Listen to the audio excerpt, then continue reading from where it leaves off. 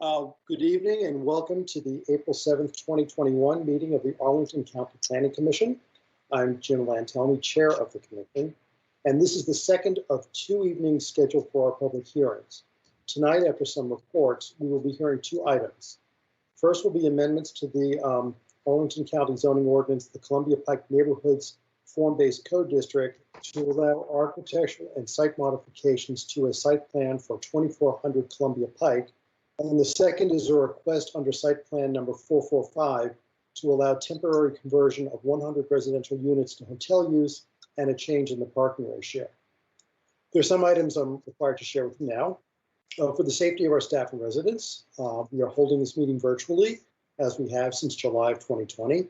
Welcome to our commissioners, county staff, applicants, and community members who are all joining us remotely. We're legally authorized to hold this virtual meeting based on the governor's executive orders, legislation adopted by the Virginia General Assembly, and the county board's continuity of operations ordinance adopted in March of 2020. Before we begin, a few specifics to orient us to our virtual environment. Ordinarily, our meeting is available broadcast with closed captioning on Comcast channels 25 and 1085, Verizon channels 39 and 40. That is not working at the moment. It will come up shortly. However, it is available on the county's website via YouTube, and audio of tonight's meeting is available via phone.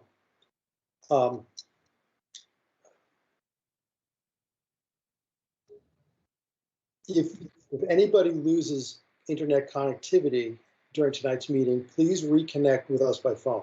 You can use the number provided in the Teams invitation at 1-347-973-6905 with a conference ID of 872-517-991#, and registered speakers have received Ms. Johnson's telephone number in their speaker registration confirmation.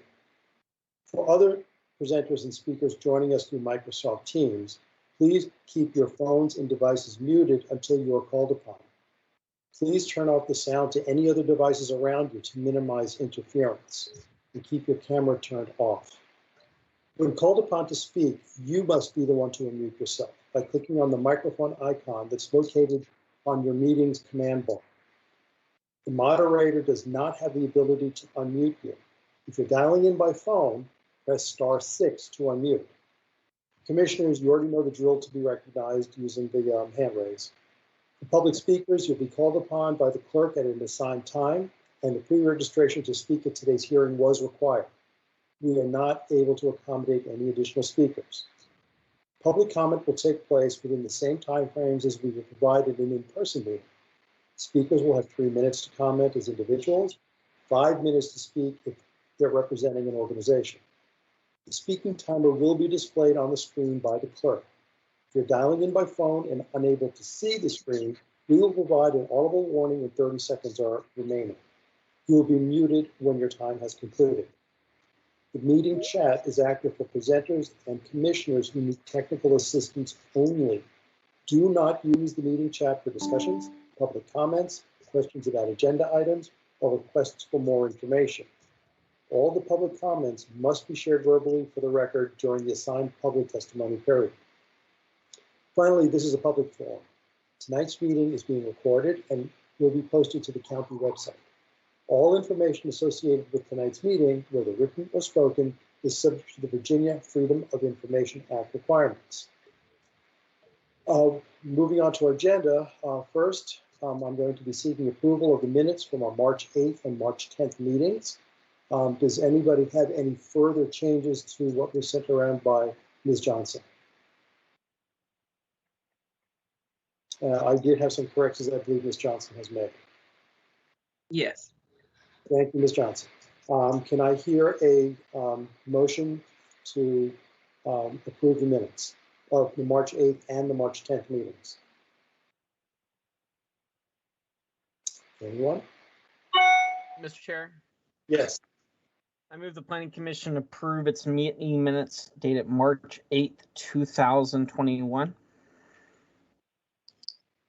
Do you need a second? Yes, we need a second. Second. Thank you. Go down the list. Commissioner Weir, Aye. Commissioner Siegel, Aye. Commissioner Kroll, Aye. Commissioner Hughes, Aye. Commissioner Garrett, Aye. Commissioner Morton. Aye. I believe Commissioner Patel is absent. Commissioner Steinberger, Aye. Commissioner Bagley, Aye. Commissioner Peterson, Aye. Commissioner Sarley, Aye. and I will vote aye as well. The minutes have been approved. We'll now move on to, Mr. Chair, what was that? I move the Planning Commission approve its meeting minutes for March 10th, 2021. Do we have a second for that? Second. Second. Thank you. Move on for the vote. Commissioner Weir, Aye. Commissioner Gearing. On you. Aye. Commissioner Kroll, Aye. Commissioner Hughes, Aye. Commissioner Morton, Aye. Commissioner Steinberger, Aye. Commissioner Bagley, Aye. Commissioner Peterson, Aye. Commissioner Sarley, Aye. and I vote aye as well. The minutes are approved. We can now move on to other matters. Is there a staff report this month?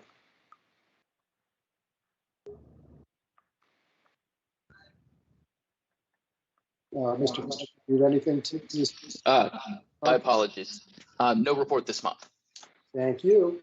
Let's move on to the SPRC. Commissioner Morton, I know you already sent around a report for us. Yeah, thank you, Chairman Scholl. I sent you all a note that outlined what we had been doing over the past month, so I won't repeat that. And the main item to know about what's coming up is a joint LRPC SPRC meeting for Crystal Plaza 1, which will be April 12th, this coming Monday. Thank you very much. Commissioner Schroll, do you have a report for the LRPC? Yes, thank you, Mr. Chairman. So we do have that joint meeting on Monday, as Commissioner Morton noted, on Crystal Plaza 1. On Wednesday of next week, so a week from today, we will have another virtual meeting for the the Clarendon Sector Plan Update process. So that's April 14th. And staff is targeting April 27th for the next meeting of the Crystal City Heights Study process as well. Commissioner Bagley and I met with staff on next steps for the Courthouse West Special Glove Study. There will be more to come on that likely this summer. That's it for my report, Mr. Chairman. Thank you, Commissioner Schroll. For ZOCO, Commissioner Patel is not here. We could then move on to the Commissioner Steinberger for PFRC. No real update other, sorry, put my camera on.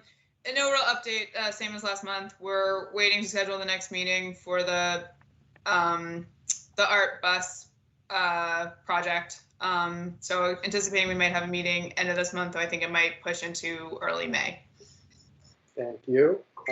Commissioner Hughes, anything on the Form-Based Code Advisory Committee? We'll be talking about the most significant item in the coming minutes, so irrelevant at this point. Thank you. And Commissioner Siegel for the Pentagon City PDSP. Yes, I'm here. I wanted to direct your attention particularly to slide number 7 in the slide deck. Oh, he can't. Okay. I sent the slide deck around, a link to it. You can get it on the project page under community workshop number 4. It was a presentation. If you haven't seen that yet, I would definitely take a look at it and particularly pay attention to slide 74. I was hoping to get it up on the screen to show you. It is the draft of the Unified Public Spaces development scenario. It's not the final draft, but it includes a lot of the community preferences that were surfaced during the presentation of what they call the pre-development scenarios. Aha. No. Yep, it's coming. Great. This is a good place to start. I know we have lots of information to absorb, but it's a good place to start. It will show you, there we are, wonderful. The public spaces, both existing and new, the green ribbons, the improvements anticipated for boulevards, what they're calling boulevards, and the particularly pay attention to the green ribbons. We cannot break up the super blocks in the short term in order to create the urban fabric that we're looking for in Pentagon City. But what we can do is create pathways that are not only green and walkable, but also biophilic, which is another attribute that the community has really gotten behind. So take a look at this map. This is the foundation that we'll be discussing in April this month. It does reflect not only community preferences, but also feasibility in terms of economic and market conditions. As we know from Crystal City, you can make the best laid plan, and if the market isn't pushing developers to move forward, which it hadn't been, you don't get your plan. So there are those kinds of sensitivities that have sort of been worked through to present this. And very quickly, I'll just say, the developers have been really helpful in giving what I thought a very good rundown of market economics for developers. That's in this slide deck. We've begun to look also at the kinds of massing and the types of buildings we'd like to see and where we would like to see them along the green ribbons, for example. There's just a lot of very good, helpful, and I thought very well expressed information in this slide deck. So I commend it to you to take a look at. Thank you. And thank you, Matt Matusak, for getting that up for me. I appreciate that. You're welcome. Thank you, Commissioner Siegel. And I'm going to take this moment to also announce that Commissioner Siegel's term has been extended by the county board for 6 months through our September meeting in order for her to finish up her work with the PDSP update process. So welcome for another 6 months, Commissioner Siegel. Thank you. Thank you. And Madam Clerk, can you call the first item for tonight? Mr. Chairman. Yes. Before Ms. Johnson does call that, I neglected to allow Commissioner Gearin to provide an update on the Penn Place PDSP LRPC process. That's a big one. Yes, Commissioner Gearin. Commissioner Gearin, please let us know what's going on with that. Thank you, Commissioner Schroll, Commissioner Lantelmi. Just wanted to let you know that Commissioner Sarli and I will be co-chairing the LRPC for Penn Place. We had our first meeting this morning with staff and the applicant, and we're looking forward to a series of between 1 and 3 LRPC meetings that coordinate well with the SPRC meetings and the park planning process. The first LRPC meeting will be Monday, April 19th, and I encourage all of you to. Thank you. Sorry about that. It's okay. Thank you, Commissioner Gearin. And now, Madam Clerk, can you please call the first item? Yes, thank you. We'll begin with item number 5, U-3436-16-1. This is the property known as 2400 Columbia Pike, We have Ebony Dumas and Matt Matuzik, our planning staff, to present this item this evening. Okay, welcome, Mr. Mouse and Mr. Matuzik. Please, the floor is yours now. All right, great, thank you. So good evening, my name is Ebony Dumas. I'm an associate planner in the county's planning division, and today we're looking at a major use permit amendment for 2400 Columbia Pike, a form-based code redevelopment originally approved in 2016, and also known as the Rappahannock Coffee Site. The proposed amendment would allow for architectural and site design modifications that would result in an additional 6,500 square feet to the overall building density and an increase of 15 residential units while still preserving existing building facades and modifications. So today I will provide a brief overview of the relevant form-based code processes and the applicant's outreach and progress. We'll then turn it over to the applicant team to cover the proposed design changes in a bit more detail. So consistent with the two phases of the Columbia Pike Initiative, the corridor includes two different form-based codes, commercial and neighborhoods. The subject site is located in the commercial form-based code and specifically in the town center node at the intersection of South Barton Street and Columbia Pike. The subject site is located in Columbia Heights Civic Association and adjacent to the Penrose Civic Association. The property is surrounded by two gas stations and a diner to the east, the Barclay condominiums to the southeast, Arlington Village condominiums to the south, Arlington Village Shopping Center to the west, and Sienna Park and Penrose Square to the north.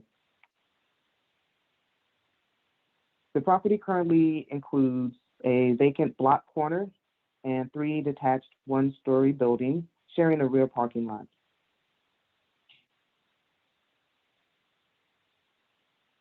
The form-based code historic designation was first established in 2003 when the code was originally adopted, and it covered the full building. The historic resource inventory was subsequently completed in 2011 and identified the two buildings as important. Most recently, the form-based code was amended in 2014 to change the designation from historic building to historic facade. The subject site's historic facade preservation will help reflect the architectural history and elements of the 1950s construction period.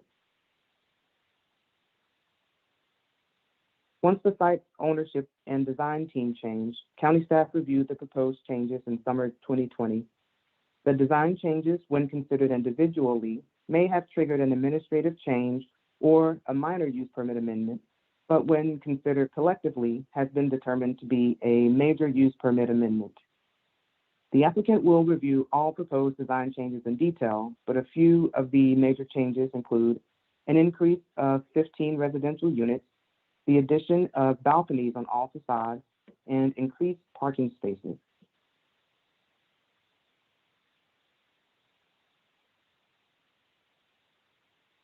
As a background, I wanted to identify a few important sections of the form-based code which apply to all development. The regulating plan, building envelope standards, and streetscape and architectural standards. The code's design standards were developed from robust community engagement and partnerships, and staff reviews every form-based code application to ensure compliance. As you see here, much of the subject site was already regulated before any design work began. 2 of the detached one-story buildings are historic and include preservation standards, and the Main Street frontage designation also includes design standards for which the applicant must comply with.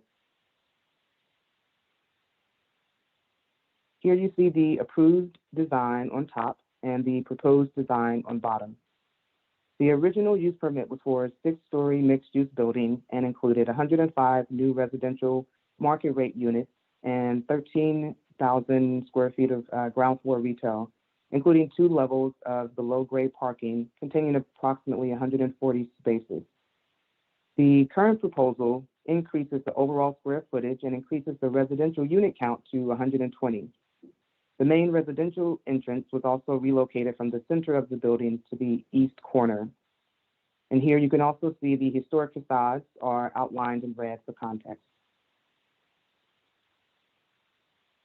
Here's another comparison of the approved design and the proposed design, which the applicant will go into more detail about. And also want to point out along the rear of the building, you'll see the retaining wall remained the same as it was approved by the neighboring property prior to the County Board's 2016 use permit approval. While the form-based code is very prescriptive and regulatory in nature, it does permit the County Board to consider a number of modifications. In this case, the applicant is requesting to modify 5 elements, which they will dive into coming up shortly. And this includes the finished floor elevation for ground floor retail, site specifications, facade composition, and window and shop front configurations.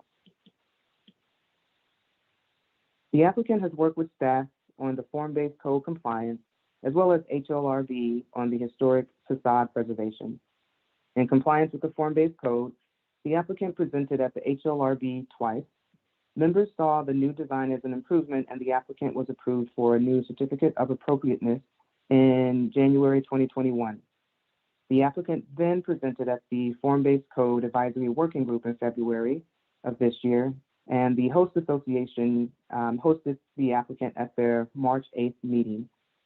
The applicant also hosted an open community meeting and met with the neighboring condo association earlier this week. So in conclusion, after nearly 9 months of staff review and community review, staff recommends approval of the use permit amendment. I'll now turn it over to the applicant to review the design modifications in more detail.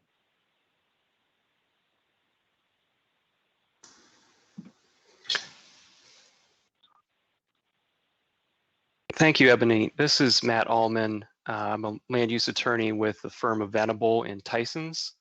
I'm going to ask my design team colleague, Tess Kelly, to bring up our slideshow.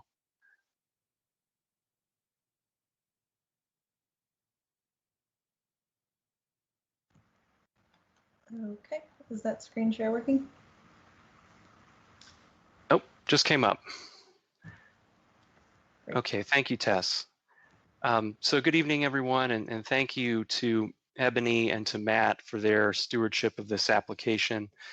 Their presentation did a nice job orienting you to the site, so we don't need to spend any time on this slide. And of course, we've seen the images of the existing development on the site of the one-story retail designated for historic facade preservation in the form-based code. Next slide, please.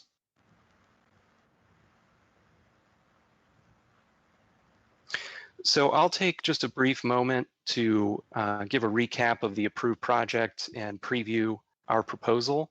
And then I'll turn it over to Tess from KGD Architecture to share with you some renderings and some plans. And we'll hopefully spend most of the time talking about the FBC modifications. So to recap the approved project, it dates back to 2016.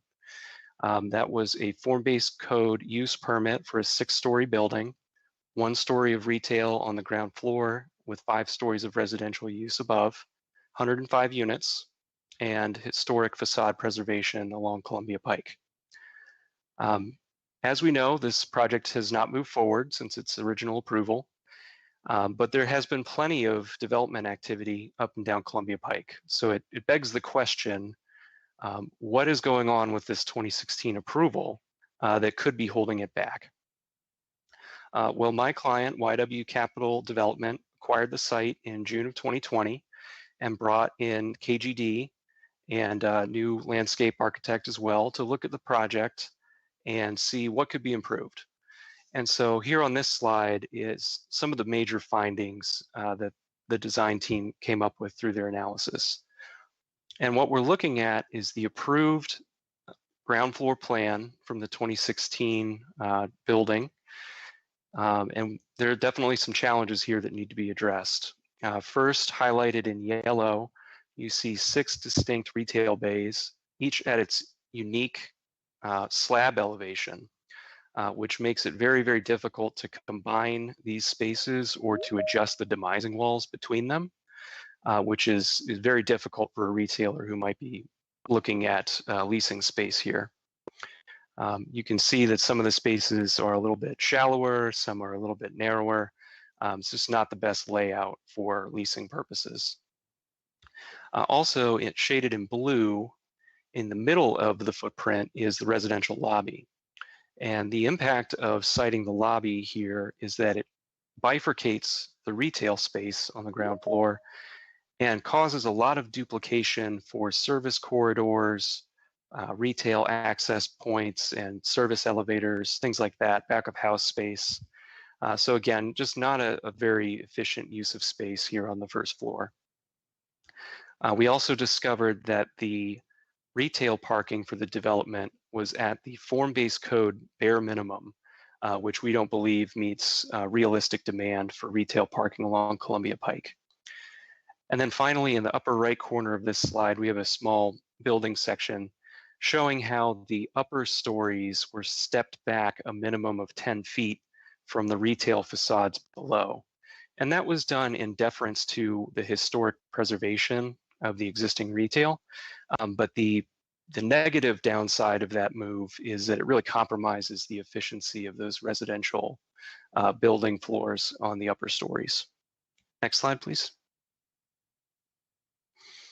So at the skin, we're successful about that design. And obviously we pointed out a few, I won't read off every single number here. This is more for reference, but just to highlight a few points, you can see that the total increase in GFA is about siting is, we're varying the unit mix and going from an all 2-bedroom and 2-bedroom plus 10 units, which will serve a much greater cross-section of the Pike community.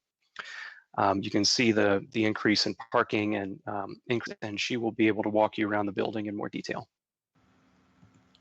Thank you, Matt. Hello, everybody. My name is Tess Kelly. I'm with KGD Architecture. And as Matt stated, we identified some challenges on the approved project, and we felt that gave us a wonderful opportunity to just improve upon the design and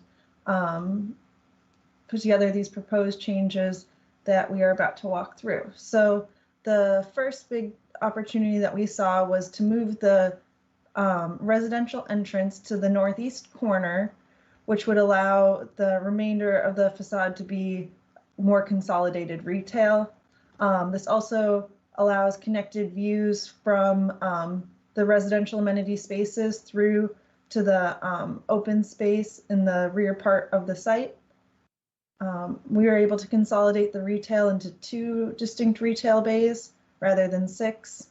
And we're showing some potential demising walls in retail 1 up to 4 spaces, but really there's a lot of flexibility designed in here that this can be molded to whatever use makes the most sense for the retail at the time. And maintaining entrances along Barton and Columbia Pike. What you can start to see in the plan here is our design approach to folding the front of the building. The historic facades, which are shown here with the gray hatch in front of them, are in the Art Moderne style and incorporate some diagonal movements. And so that's something that we incorporated in our facade design. Oops, sorry. Looking at the ground plane outside of the building,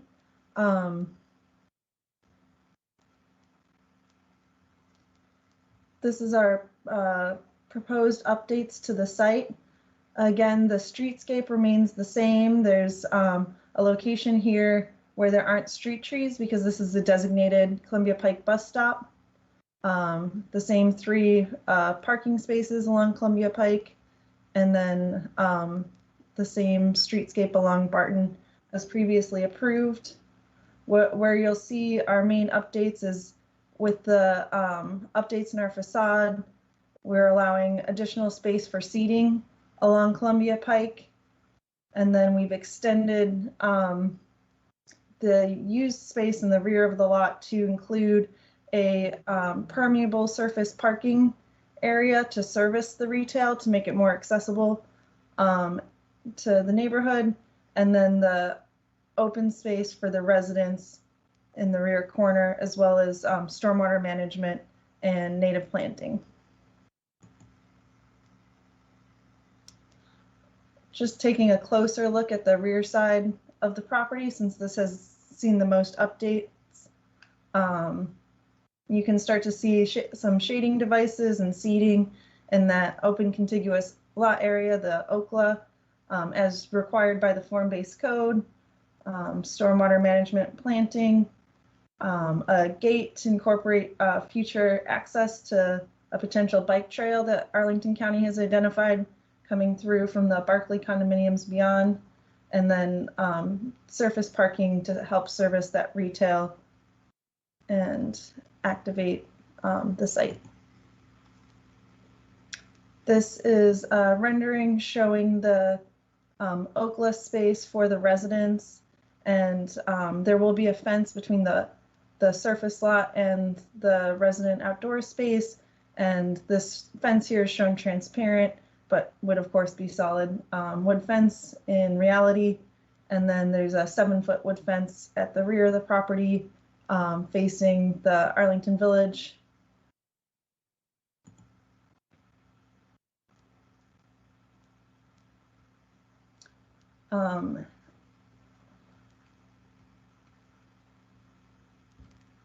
Sorry. And then starting to get into the facade design of the building, we took some detailing from the Art Moderne style that is in the historic. So recessed brick courses along the base storefront facade and horizontal stacked brick between the windows, as well as corrugated metal panels used in select locations to tie in the materiality with the historic facades at the base. Stepping back to see the entire Columbia Pike facade, you can see how the building has been updated to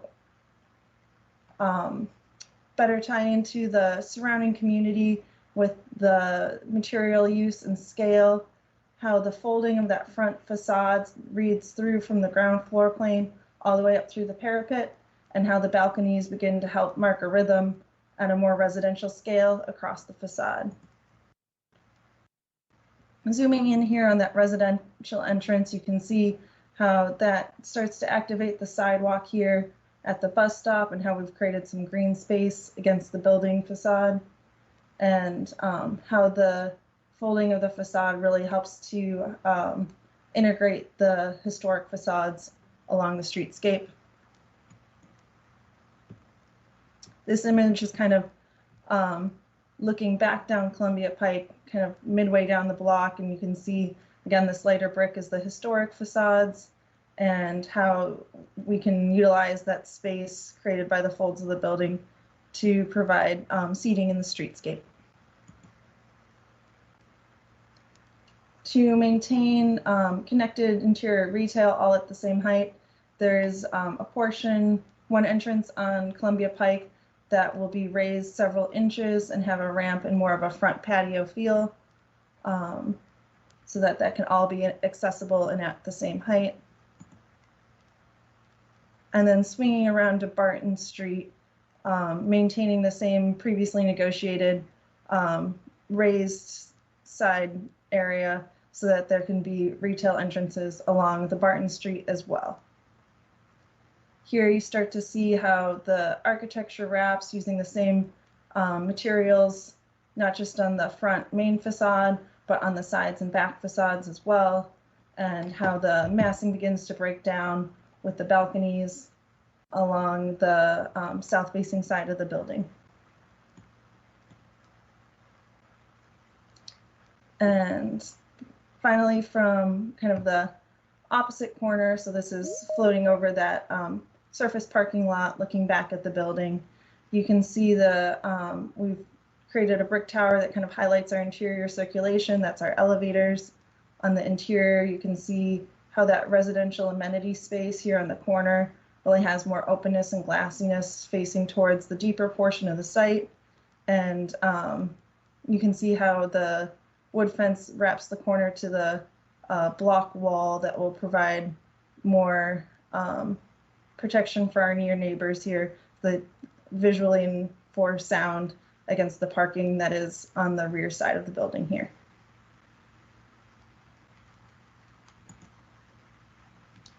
So then we wanted to talk, take a closer look at the form-based code modifications. The previous approval had several form-based code modifications built into it. The form-based code has since been amended, and several of those modifications are no longer necessary. So there was the finished floor elevation at the ground floor retail, siding specifications, cornice requirements, which no longer exist, maximum window sizes, which have changed, and exterior door material requirements, which have changed. The form-based code modifications which we are requesting are, again, the finished floor elevation at the ground floor retail, siding specifications, facade composition, window configuration, and shop front configuration. So to go a little bit more in detail about that, for the finished floor elevation at the ground floor retail, the ground story floor elevation shall be between 6 inches below and 24 inches above the sidewalk elevation at the front of the building. And this area here in yellow does not meet that requirement. This is the same area that was previously had the modification on the last approval, and we're just asking to maintain that.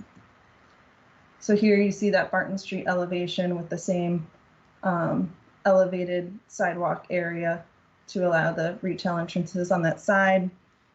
It's not feasible to keep to do it any other way than what was previously approved.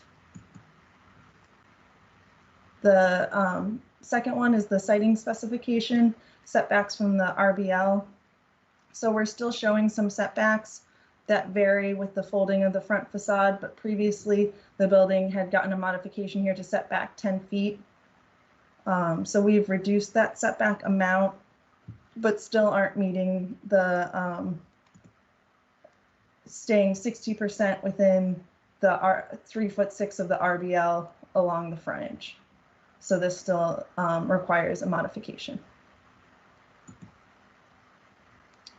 Third is the facade composition. So as we've mentioned, we tried to tie many features into characteristics of the Art Moderne that's used on the historic facade. And in having these correlations, we follow the intent of the form-based code, but there's some very specific language. For example, no facade less than 25 feet. The complete discrete vertical facade shall run the full vertical height that we were unable to achieve while trying to complement the historic facades. So we are asking for this variation. Here you can see how the breakdown and rhythm of the front facade meets the discrete vertical facade composition intent, though it does not follow it to the letter.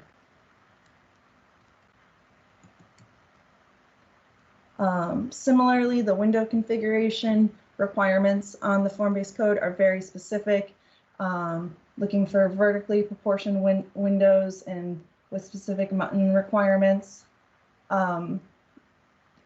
Trying to emphasize the horizontality in the windows. We felt that this did not match the style that we were trying to achieve for the Art Moderne. So again, looking at this front facade, you can see that even though the mullions have a more horizontal feel, it's still a cohesive facade marked by vertical bays. That's the one I meant to click to.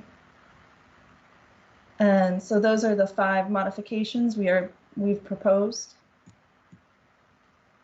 And then I'll let Matt run you guys through our process summary. Thank you, Tess. I appreciate that. So just to briefly let you know where we've been with the application, we started our process really through coordination with the HALRB, given the sensitivity of the facade design in relation to the historic facades. The application was filed last fall and had a chance to connect with the civic associations and CPRO at that point. We then moved into the technical form-based code compliance review with staff. And as the calendar turned to 2021, we had a return trip to the HALRB and received approval for the conditional certificate of appropriateness. In February, we moved into the more public-facing portion of the form-based code process with our advisory working group meeting. And we've also had some follow-up discussions with the Columbia Heights Civic Association. We had our public community meeting, which of course is open to everyone. And most recently, a follow-up with Arlington Village Condo Association. And of course, now we're moving into public hearings.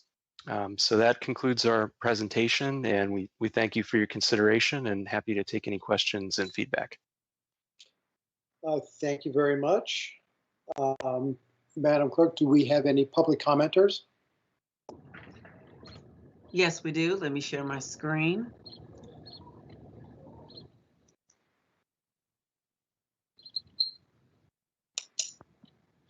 Okay, our first speaker for the evening is David Glasser, if he's on the line. Welcome, Mr. Glasser.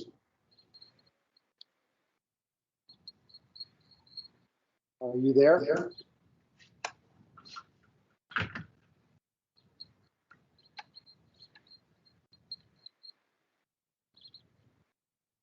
Let's move on to the second person. We can come back to Mr. Glazer if he does arrive.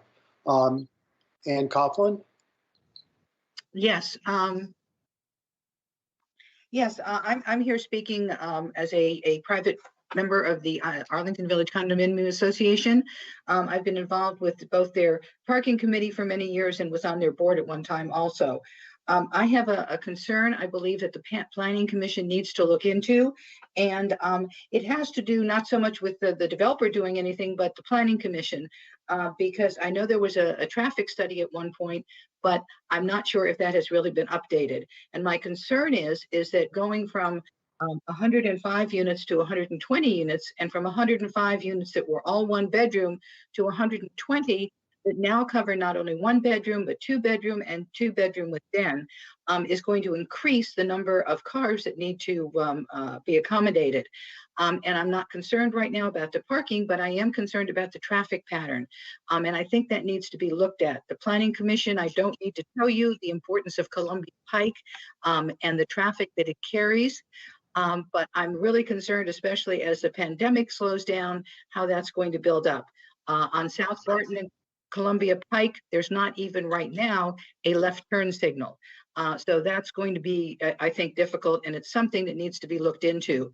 The additional parking that's been added is basically for retail parking, so that is even over and above the residential units, and is going to cause an influx of traffic.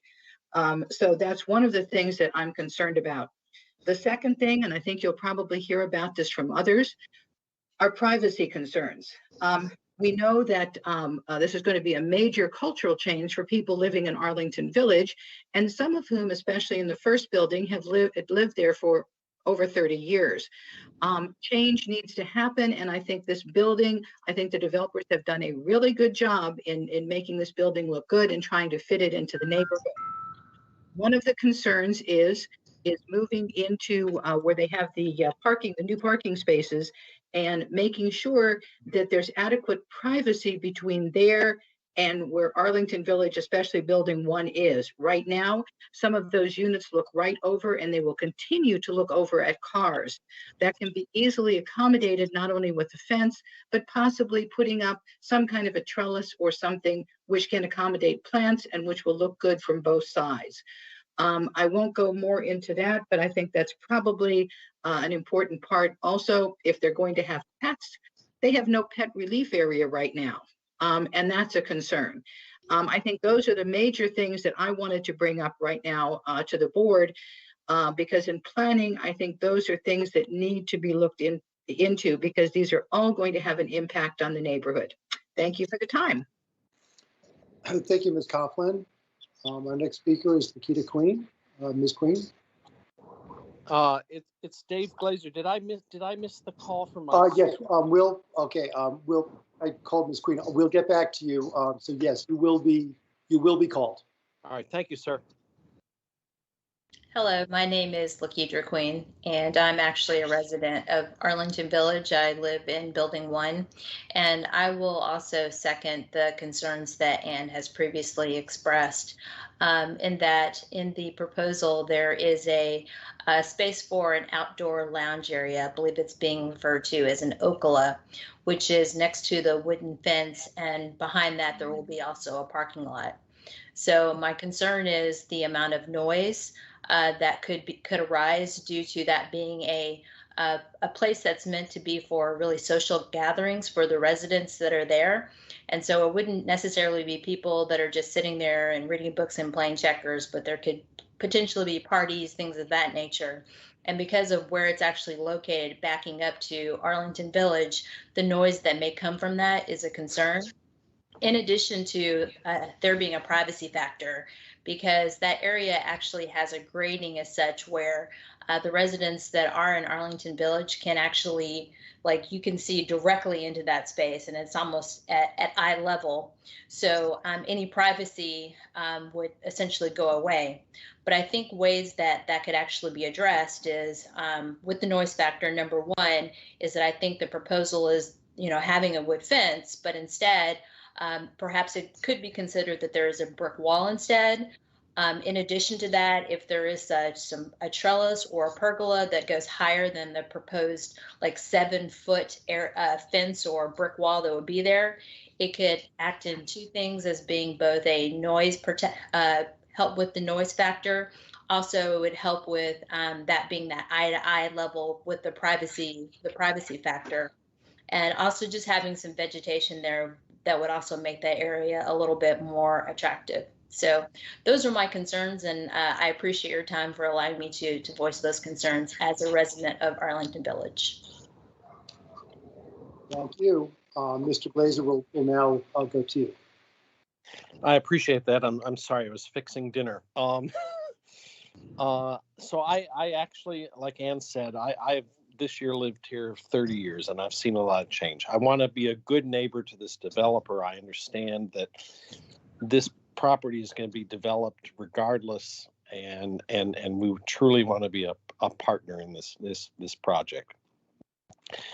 What I wanted to say was this. I live at Unit 109, so I overlook the parking lot. I'm going to give up a parking lot and inherit a loading dock. My concerns are about light and the overspill of the light and the noise related to the activities within the alleyway. But more importantly, we've talked about this historical facade. I've been around long enough that I was part of the development of the form-based code. I've worked on this project for 8 years. I'm glad to see Matt Matuzik is still here. He's a great guy. He and I have met. Here's where I stand on the historic preservation issue. It's kind of a sham. When we were developing the form-based code, we were hoping that these buildings would be preserved simply because if we could preserve the buildings in their original state, they would command a rent that would be enough or be sufficient that places like Rappahannock could survive. And that got washed away with the historic preservation of the facade, which it's negligible at the least. So we're going to lose some low rent tenants that were initially around or initially part of the form-based code that would say they can survive in these existing buildings.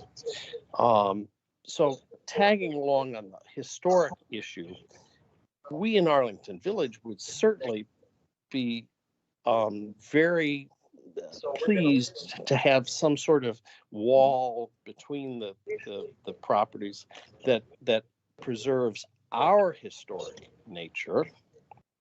But through extensive negotiation, we developed this 7-foot wall that's built out of concrete block. We would have preferred some sort of brick masonry wall that complements the architecture of Arlington Village. And I've got 10 seconds left, and I want to thank you all for the privilege to speak. Thank you, Mr. Glazer. Move on to Kendall Mahan. Yeah, hi, my name is Kendall Mahan. Thank you for letting me speak tonight. I'm an owner at Arlington Village, and I'm actually one of the owners in building number 1, which is the closest property to the new building that's going up at 2400. First of all, let me say I'm very excited for the new building. I think the new design looks great, and I think a lot of Arlington Village is excited for the amenities and stuff that are coming with it. But with that, I've also got a couple concerns, with the main one being noise. Looking at the plans, the parking lot sits over there, and it's pretty close to where we're at and a lot of people's backyards. So I think the main concern is just light and noise from that parking lot, whether that's social gatherings running late at night or car alarms, car lights, and so on. One of the solutions I think that we've already heard from Lakita is to potentially just carry that brick wall from the back of the building and carry that across the parking lot. I think that would go a long way with blocking both light and noise for myself and other owners that are in that area. Maybe also add in some different some trees or stuff, more vegetation there to kind of dampen the noise. The second area is also just over at the loading dock too. With cars going in and out, I park right beside there, so I'm just a little bit worried about some of the traffic and stuff. So I'm hoping that we could do something with that wall to kind of dampen the noise, so we don't have the noise reverberating back and forth there and keeping us up. But that's all I've got. But thank you for letting me speak. Thank you, Mr. Mahan. And our next speaker is Elizabeth Walter.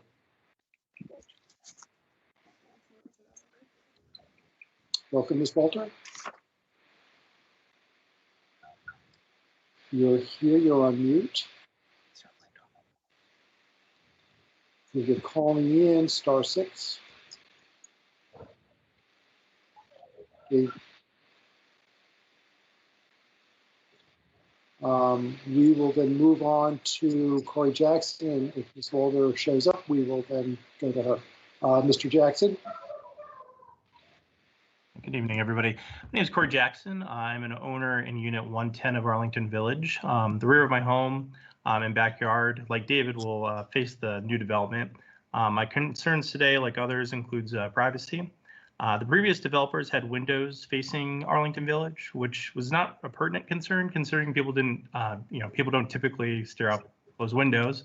But now the new project includes balconies that are meant for active use, where individuals will be able to look down and into our bedrooms, our living rooms, our bathrooms. Right now, unfortunately, my daughter's bedroom would be affected by this possible lack of privacy. So we're hoping maybe a solution to this would include, working with the Arlington Village, working with the developers to, plant maybe 2 to 3 rows of staggered trees that, will grow high enough to create a visual and noise buffer for the community.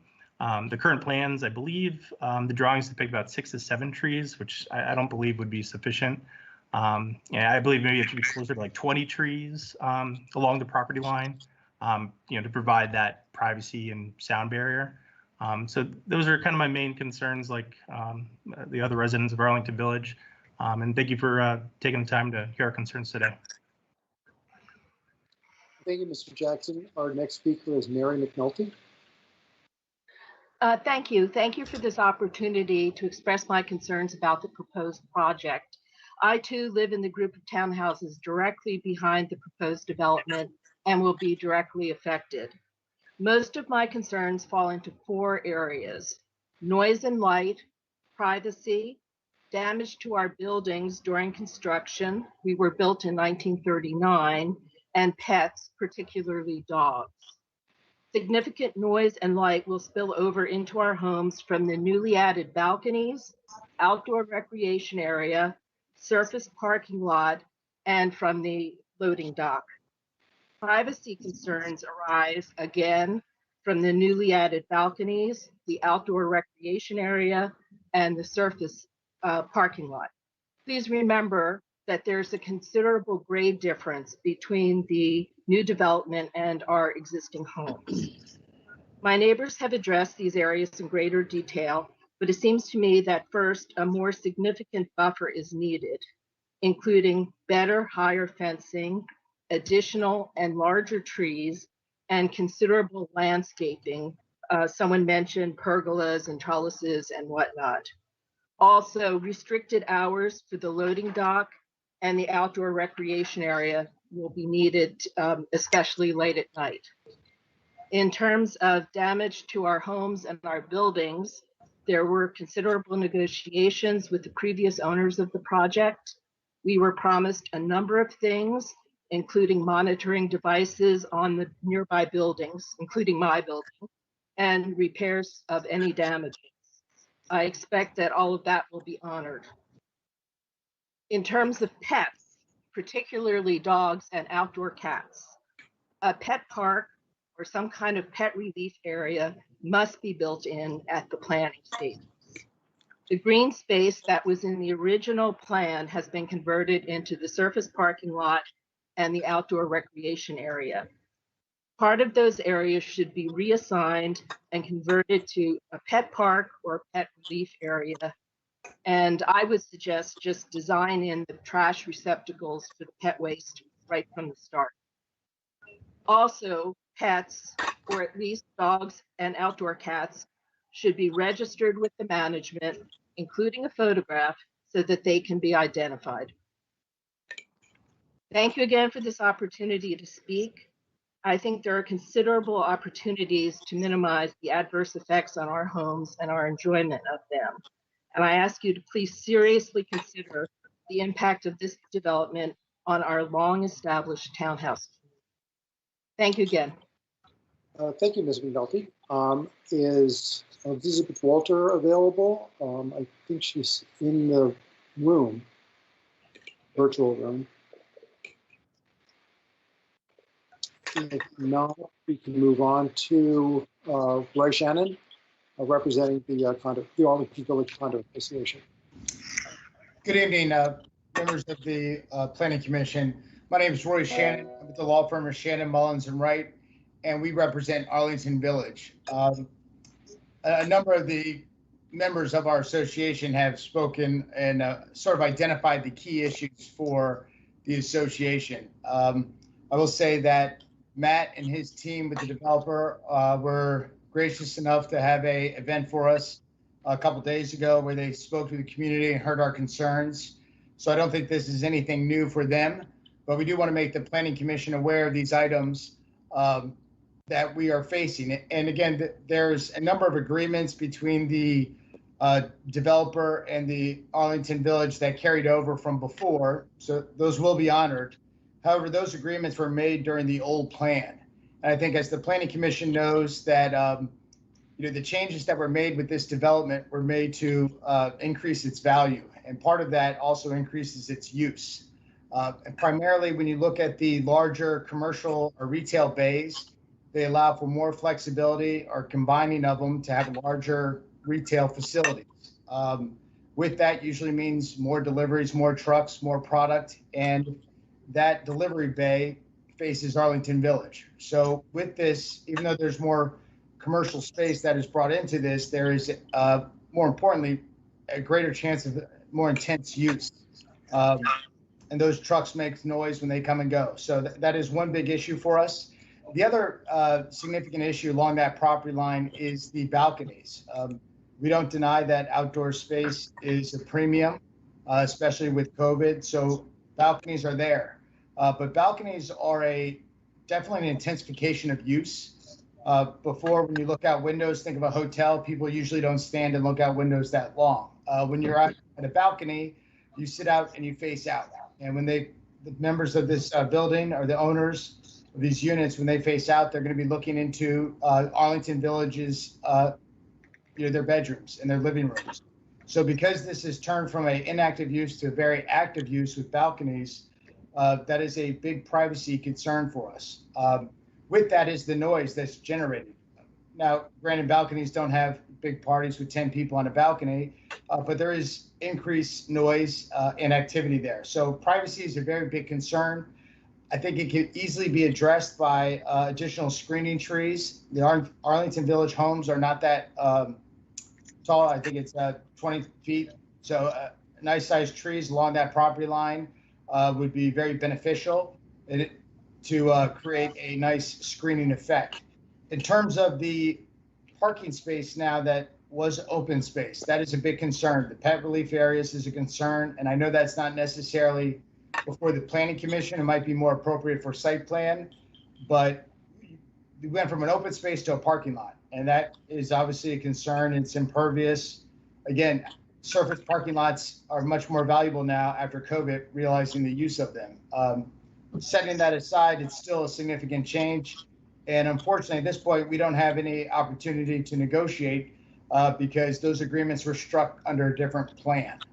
So we're really looking for the planning commission to, alleviate the impact to our property. In terms of the social areas, it's significant. It's a wood fence over there. Our understanding is that there may be some engineering issues that don't allow it to be a masonry fence, but that doesn't mean that there couldn't be significant greenery and landscaping screenings. The height of 7 feet may be the limit for walls, but you could have pergolas up to 15 feet. That nice landscaping architect. We did notice that they had some shade triangles there that would, again, alleviate noise in that social area, but that's for residents. So there doesn't seem to be a time limit on that. So residents can go there just like someone could go in their backyard into the evening hours. So restrictions on that use and how late that outdoor area can be used would be significant. In summary, we are mostly concerned with privacy, noise, and that we think those can be alleviated with additional tree lines between the two properties. Even if it was on the Arlington Village side, the developer covering those would be significant to create that necessary screening, as well as shield out additional noise caused from that back area. So that's pretty much it. I'm happy to answer any questions, but I think overall, we are happy with the developer and their accommodations before. We hope this developer accommodates us now. Thank you, Mr. Shannon. Are there any other speakers? Madam Clerk? No, that was our last speaker. Thank you. It's now with the commission. Commissioner Hughes, do you have anything to report on this? Mr. Chair, you might want to call if we have any other commissions present to speak this evening. I don't think we do, but just to make sure. Are there any other commissions here to talk about this? Leanne? This did not go before the Transportation Commission, by the way. Great. It's all yours, Mr. Commissioner Hughes. All right, great. Well, good evening, everyone. Hope everyone's doing well this evening. I'll try to be a little brief to try to get to my questions. So the form-based code AUG heard this item first initially back a long time ago in 2017. I think actually the first info item, I think Commissioner Ciotti was actually the chair of the AUG at the time. And subsequent to that, the action was ultimately approved in 2017 by the Planning Commission. And as the applicant and staff have made clear, for various reasons, and I think through many owners at this point, it failed to develop, which is ultimately not necessarily what is the goal of the form-based code for those members of the community. It is designed to redevelop the Pike in a more urban setting in a planned way. So that brings us to now, where Mr. Yao and his team purchased the site and did some significant redesign with Tess and her team of great architects, and made a historically sensible and appropriate building changes that have gone before the HLRB and received their approval. So any of our former HLRB members will know how difficult that is to achieve from those wonderful architects, and then brought forward through the series of public events that Mr. Allman laid this evening.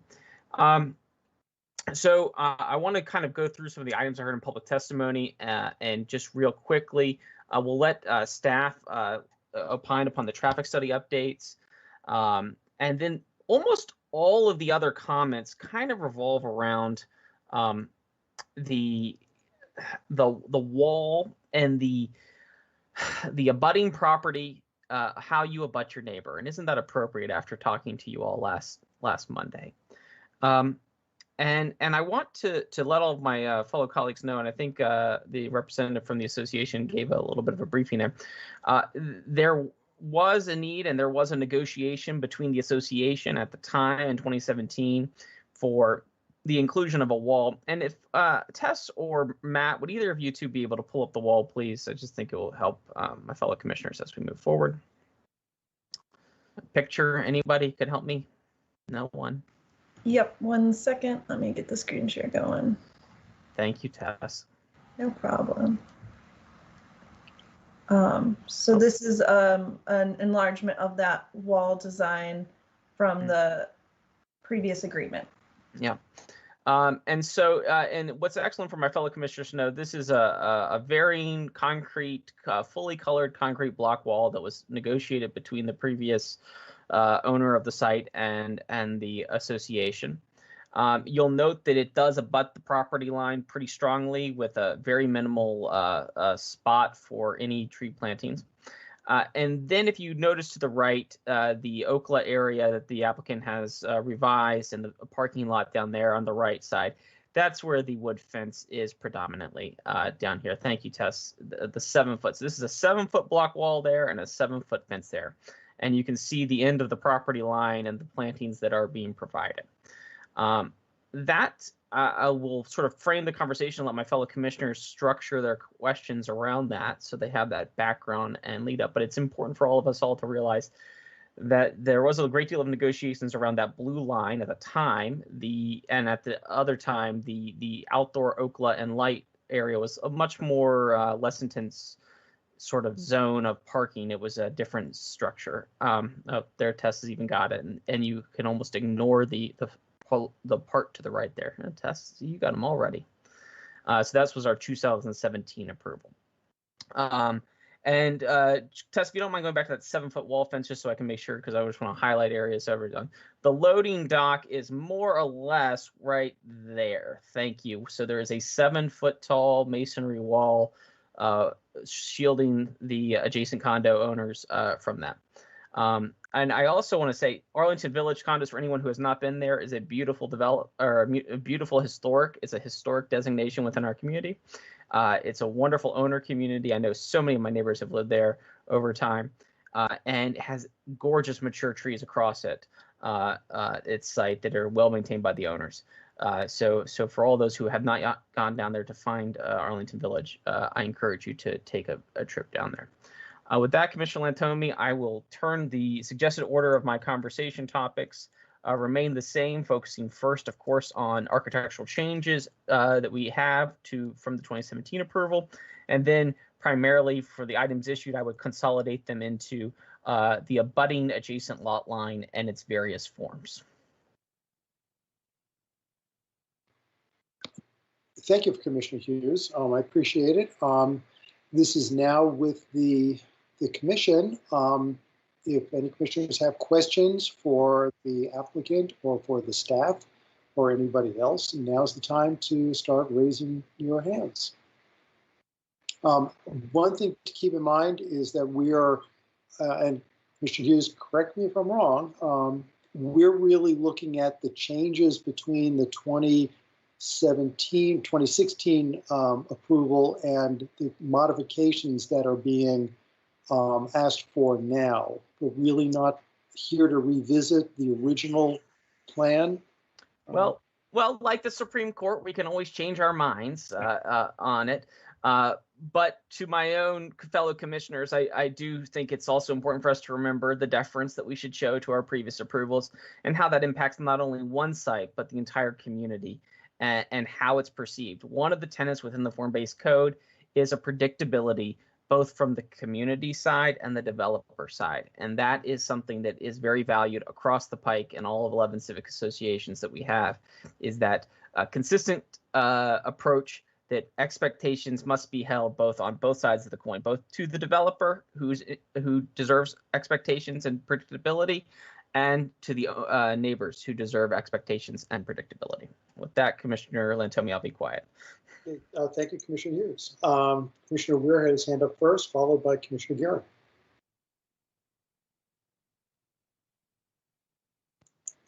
Thank you. I have a couple of I think, detailed questions. Could someone turn to the? I want to see. I have a question about the surface parking lot. Could we get that slide pulled up? I think it was in one of the first 15 or so. Yeah. So this graphically, this looks like it does say permeable pavers. Okay. So the question here is actually for staff. I could not find permeable pavers among the conditions. So I would very much hope that that's something that would be written into the conditions as it goes to the county board, and I might make an amendment to include that if staff isn't in a position to tell me that that's in the works. So I guess that's a question for staff, and then I wanted the applicant to expound a bit on why the decision to go 2.5 times over the parking minimum for retail. It looks like that's the main driver of the change in the number of parking spots, and that seems like money that could be spent on units or community benefits or anything but storing ocean boiling machines. So just wanted some. That's a question to staff and a question to the applicant. Okay, does staff want to address that now, or do you want to wait to hear from other questions first?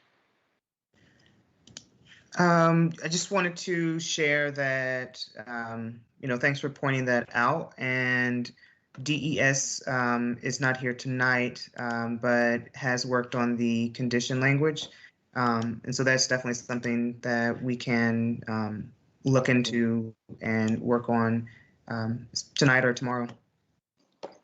I thought Mr. Sellon is here. DES. Dennis? Yeah, I'm here. With respect to the parking justification, I think that the applicant can speak to that themselves because we don't have parking maximums, as you all know. So they provided a justification, and the justification had to do with their sense that their retail tenants would like the additional parking. And as you know, they meet and they do exceed the amount of parking that is necessary for this development. But because we do not have maximums, they are allowed to provide the additional parking. And so I will let the applicant speak for themselves on the amount of parking. Thank you, Mr. Sellon. Yes, to be clear, the question about the justification was for the applicant. My question to staff was about the conditions. So, but thank you. Yeah, I don't know that we will have that level of detail, and that's typically something that's done in the landscape plan with respect to the permeability, and I suppose we can discuss that. But typically, if that's that's certainly something that we favor, but I don't know that we try to not get into that level of detail in the conditions, but we can, and it's not my area of expertise, so I really don't want to speak to that at this point. So I'm going to leave that to someone else, but I will let the applicant speak to the amount of parking. Thank you. I can take a first pass at that, and then we have Yao from YW Development on the line as well, and he can add any additional details that I may leave out inadvertently. But I think when YW acquired the site, in addition to bringing on KGD and a new design team, the other thing they did was work with retail brokers who are active in the market and query them about what works and what does not work about this 2016 plan. That plan was parked at a ratio of 1 space per every 1,000 square feet of retail, which is not a lot. And very strenuously, the broker community told us that we needed more retail parking to support that retail and ensure its viability. I think anecdotally we've seen that in a few other developments along the pike, particularly where there's maybe higher concentrations of retail, but it just seems to be an instance where the form-based code standard is not quite meeting up to market demand. Hi, this is Yao. Thanks, Matt, for the introduction. My concern here for the parking spaces is that original plan is absolutely not enough to support any serious retail there. And the rule of thumb in this area, I've been told by various commercial brokers, is going to be something like, at least 5 spaces per 1,000.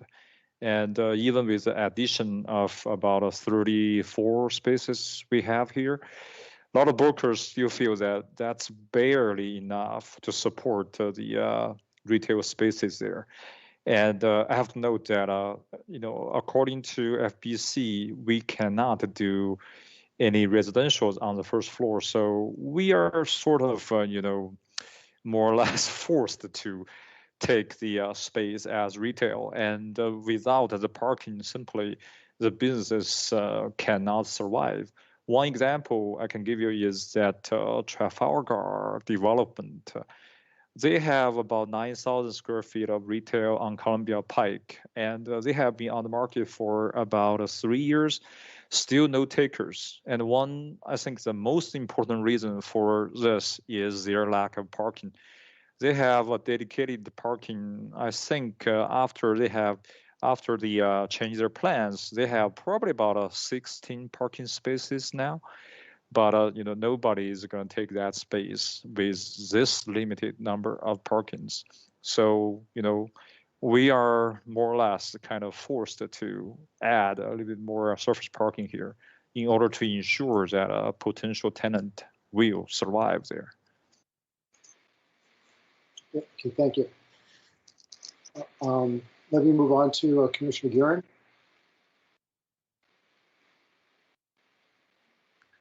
Thank you, Mr. Chair. Well, now I have lots more questions about how there's such a different interpretation of parking need between the staff recommendations and the applicant assessment of demand.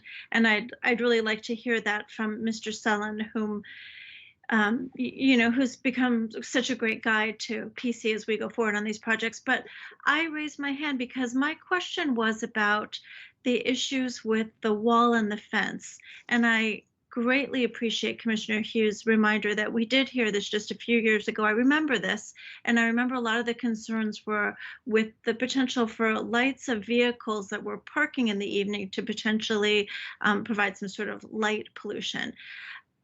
I can see both sides of this issue, but I'm reminded of a proverb and then the old Robert Frost poem about good fences make good neighbors.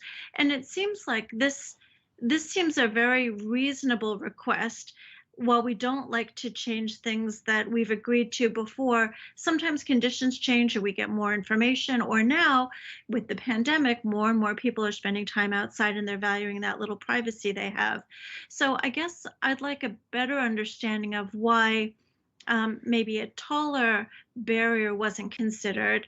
I'd like just some confirmation that that 7-foot concrete wall, the blue line, has no spaces in it that allow parking light through, because I remember that from the original iteration here, and wondering how hard it would be to add some sort of vegetated trellis just to give some privacy to both sides and also something pretty to look at. Thank you.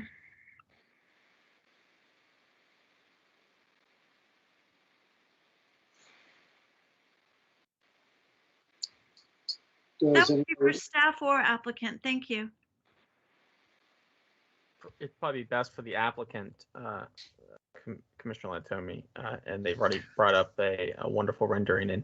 And just as a reminder, 7 foot is nearly the limit within our zoning ordinance for most walls and fences, with I think the exception now of the 8-foot fence at the Arlington Hospital Center. Thank you. This is Matt Allman. I can take a first pass at this, and then staff or perhaps my design team may have some additional flavor to add. But I think the what Commissioner Hughes just mentioned is correct about the 7-foot height limitation for fences and walls. That's something that's in the zoning ordinance and is relatively prescriptive. I think you can only modify it by site plan, not by gaps shown in the block wall.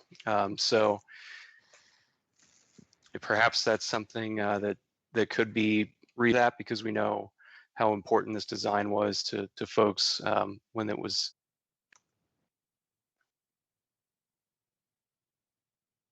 Thank you. And this is a comment we've heard before. I think it's a good one about the idea everybody that's respectful of the neighbors and good for our tenants as well. Currently, our plans show these, they're kind of shaded in pink, shade structures in that seating area. But of course, at the use permit stage, we haven't picked out, exactly who the manufacturer for that element's going to be, or, exactly the dimensions of it or the materials of it. So when we get into the final landscape plan review with county staff, I think that's feedback that we can absolutely try and incorporate into the design to make sure that whatever's constructed here is not just attractive, but achieves some nice buffering as well. Thank you, Mr. Allman. Commissioner Morton, and then Commissioner Steinberger.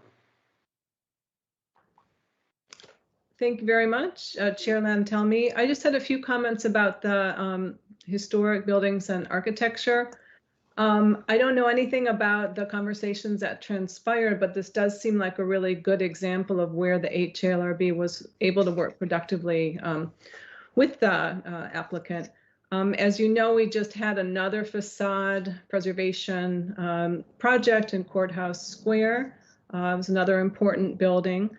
I know not everyone loved that outcome, but one positive aspect of that proposal to me was the way that that building ended up reading sort of like an independent building. There was some sense of an independent volume with activity behind, and I think this succeeds largely in the same way. It sort of approximates its previous use as opposed to just being a veneer pasted on a building. I like how it's not trying to be seamless. It's sort of looking a little bit irregular, approximating this sort of informal small scale. I'm sort of sorry that step back has been the retail bays behind the historic facades. I know that these demised walls will change over time, but can you just talk a little bit about the relationship, because I'm looking at a little screen here, between the historic facade and the storefront beyond? Is it more or less lining up at this point? Is there a commercial activity behind the individual historic facades of approximately the same width?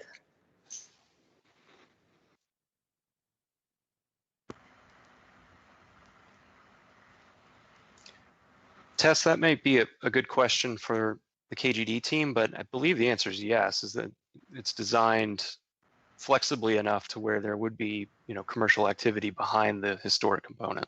Yeah, this is Chris Gordon of KGD. Our intent with the redesign here is to have the usable floor plate connected and be on one level.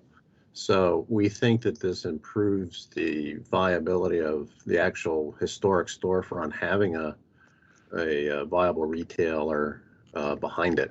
So the facade is just the hashing, the hash marks that you see there where the historic is, that's just to represent the preserved portion of it. But that's actually just floor area that comes all the way back. And so the storefront's functioning, the doors will be functioning. And if a retailer wants to use that facade as the main entrance, which we're hopeful they will, since it's got an awning and everything else, that they'll be able to enter into any retail behind that.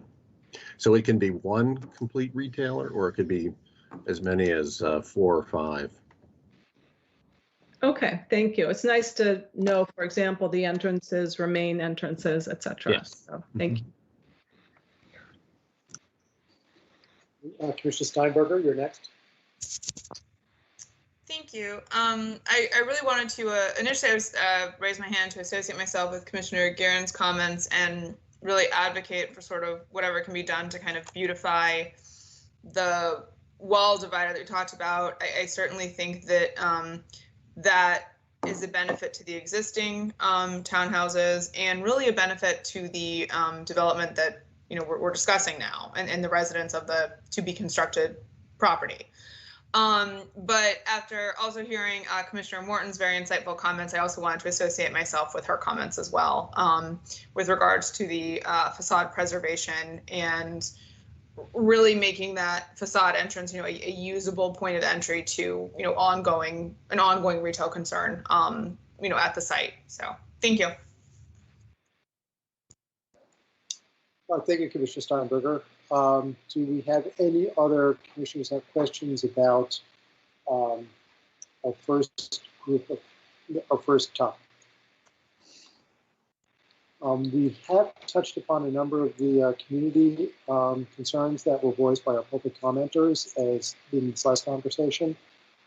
Is there anything any of the other commissioners would like to explore that or ask of either the applicant or staff? I think we've definitely touched a number of the privacy issues, which really come down to the wall and its height and its location. Tree buffers, of course, adding to that too. We've had a discussion on that. Let's see, are there any, was there an updated traffic plan? The extra apartments would seem to indicate a certain amount of additional traffic coming in and out of the site. Was there an updated traffic plan to reflect the additional units? Commissioner, yes, there is an updated traffic impact analysis. In the staff report, there is a section that reviews the trip generation.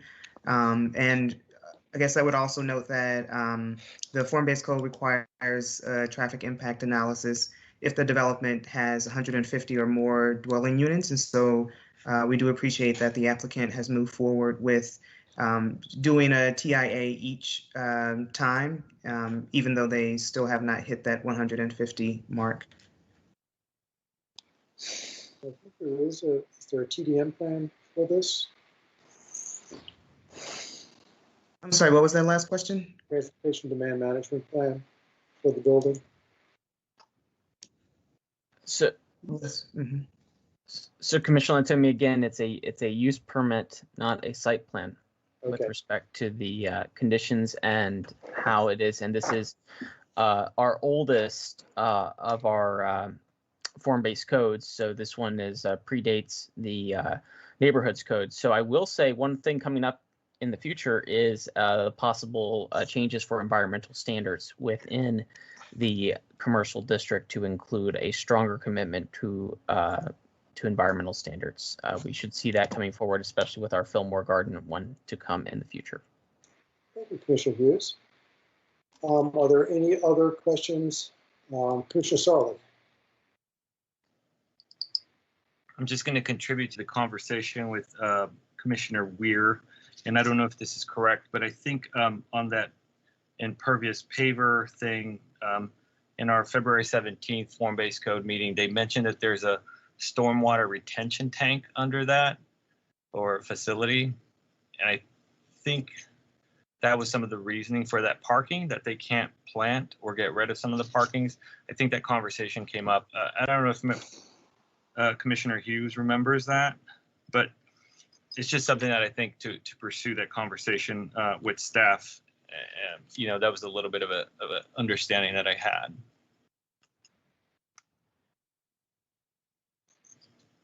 Thank you, Commissioner Sarli. Does anybody want to comment on that from staff or the applicant? This is Travis Brown with Walter L. Phillips. I'm the civil engineer for the project on behalf of the applicant. So the answer is yes, the permeable pavers are proposed for the parking lot and provide treatment for that area. Underneath, there is a stormwater detention tank, which will control flow to the downstream properties and provide, detention and conformance with the county guidelines. And then there is a large bioretention basin, which will treat roof water and also be directed to that detention chamber.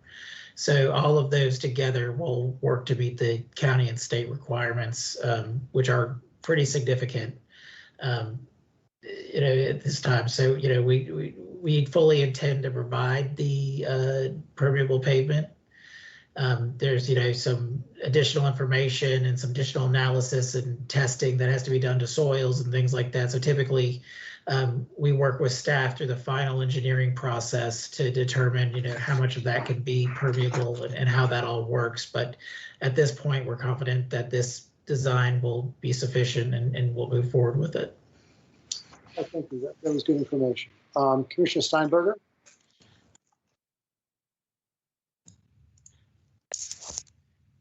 Thank you. And apologies, were you asking for a last call on all questions? Because I had a construction timing related question. Sure, you can raise that. And apologies if I missed this in the report or otherwise. What is sort of the construction timing on this? This is Yao again. I'll try to answer your question. Our plan is to move as fast as possible, but there are some uncertainties in moving this forward. Several factors to consider is that when can we get all the plans completed and get the permit, and we are also trying to get a construction loan. So since we'll probably be clearer in the next 2 or 3 months, but if I have to guess it, I think we are trying to get the construction started late this year or early next year. Okay, thank you. Obviously the surrounding community and the neighborhood has been waiting for this project or knows the project's coming and have been sort of in limbo on that. So I'm glad to hear there are sort of concrete steps being taken. And certainly, keeping the neighbors, the abutting owners informed of that process, I think will go a long way as you sort of get some greater clarity over the coming months. So yeah, sure. Thank you. Mm-hmm. Thank you. Thank you, Commissioner Steinberger. Are there any other comments, questions from the fellow commissioners? Okay, seeing none, Commissioner Sarli, go ahead. Sorry, I jumped in at the last minute. I thought I should make a quick comment about the architecture. I think this architecture is quite elegant, quite well proportioned. I support the horizontality, that goes a little bit against the form-based code. But I also want to sort of almost feel a little nostalgic about the previous design.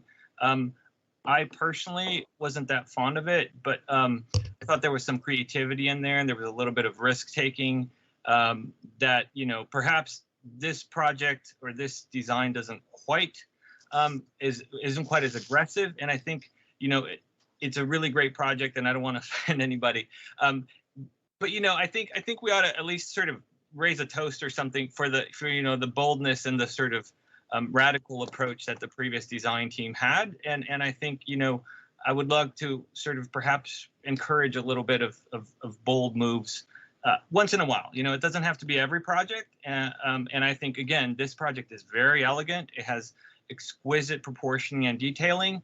And I think that's superb. But that's it. Just a little architectural comment. Thank you. Thank you, Commissioner Sarli. Commissioner Steinberger, your hand is still up. Is that just a remnant? Okay. Okay, seeing no further comments, Commissioner Hughes, do you have a motion for us? I do this evening. I know that Tess probably doesn't like to hear that her update was just a little bit less bold, but I appreciate that Leo was able to join us from the architectural standpoint, and anytime we can get even a compliment out of an architect for the form-based code is always a great day for us, so I'll take it. And I also want to make sure, because I before we get to the motion, because it wasn't brought up, and there is not yet a guarantee that this will necessarily, for my fellow commissioners, be an apartment building. This very well could be a condo building on the Pike. It's still going to be up in the air all the way up until the end. So that's a good news story on lots of fronts there if it could end up as a condo.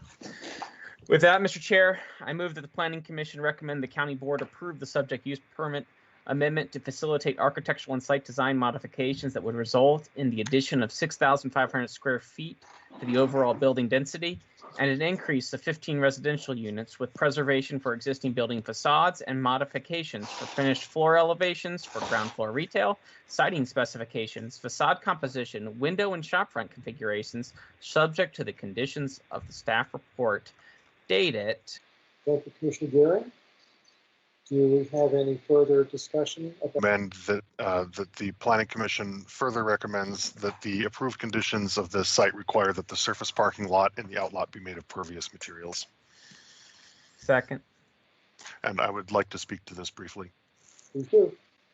So I think that in general, we have a serious community concern over over losing pervious space. I think that it's particularly felt with respect to multifamily development. I'm not sure that I am quite sure that that's not entirely in line with what's actually happening, but the perception is in fact there. And it's important to take every opportunity that we have to make sure that surface parking and any kind of similar kind of use be consistent with what we need to do in this county to manage stormwater. I think that in recognition of and in consideration of the fact that this change anticipates adding a significant share of parking, I think that it's appropriate to insist that surface parking in this project be pervious. I am very heartened to see that it's in the planning materials and the presentations that we have. This proposed and recommended condition would merely ensure that intent not be dropped along the way, as we've seen happen. I'm not talking about this particular applicant. I just happened to have been walking by 13th Street the other day and shed a single tear for it. So that's my recommendation. Thank you, Commissioner Weir. Do we have anybody else who wants to speak to the motion? Okay, we'll take a vote on Commissioner Weir's. Commissioner Lantomi, I should probably speak. I just want to speak real quickly because I seconded it, and I generally don't like to deviate from the code, but I think in this particular case, it's worth it. I know the team at Mr. Yao and Y&M developers are a really great team. We really welcome them to the Pike and are glad they're great neighbors. Their applicant material so far has shown every intention that it will be permeable pavers. We just want to ensure that this commitment is made going forward. And I will note, I definitely support this, given that this may very well be the last site that comes forward that we see that doesn't have the improved environmental standards that we will soon be expecting to see within all of our form-based code projects, meeting hopefully LEED Silver. So with that, I think this is a small request, and I think it's certainly something that we could support, and I will therefore support. Thank you, Commissioner Hughes. Commissioner Sarli? Not to throw a monkey wrench in, but I do have two quick questions. Are there any ADA accessible parking spots on that pavement? And then is there any concern with the pervious pavers and ADA accessibility? And I think this is a DES question or transportation.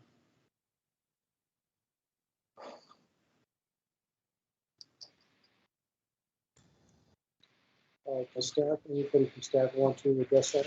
This is Travis Brown, the civil engineer. That I can answer this question. The handicap spaces are located in the concrete impervious area in that location that's being shown.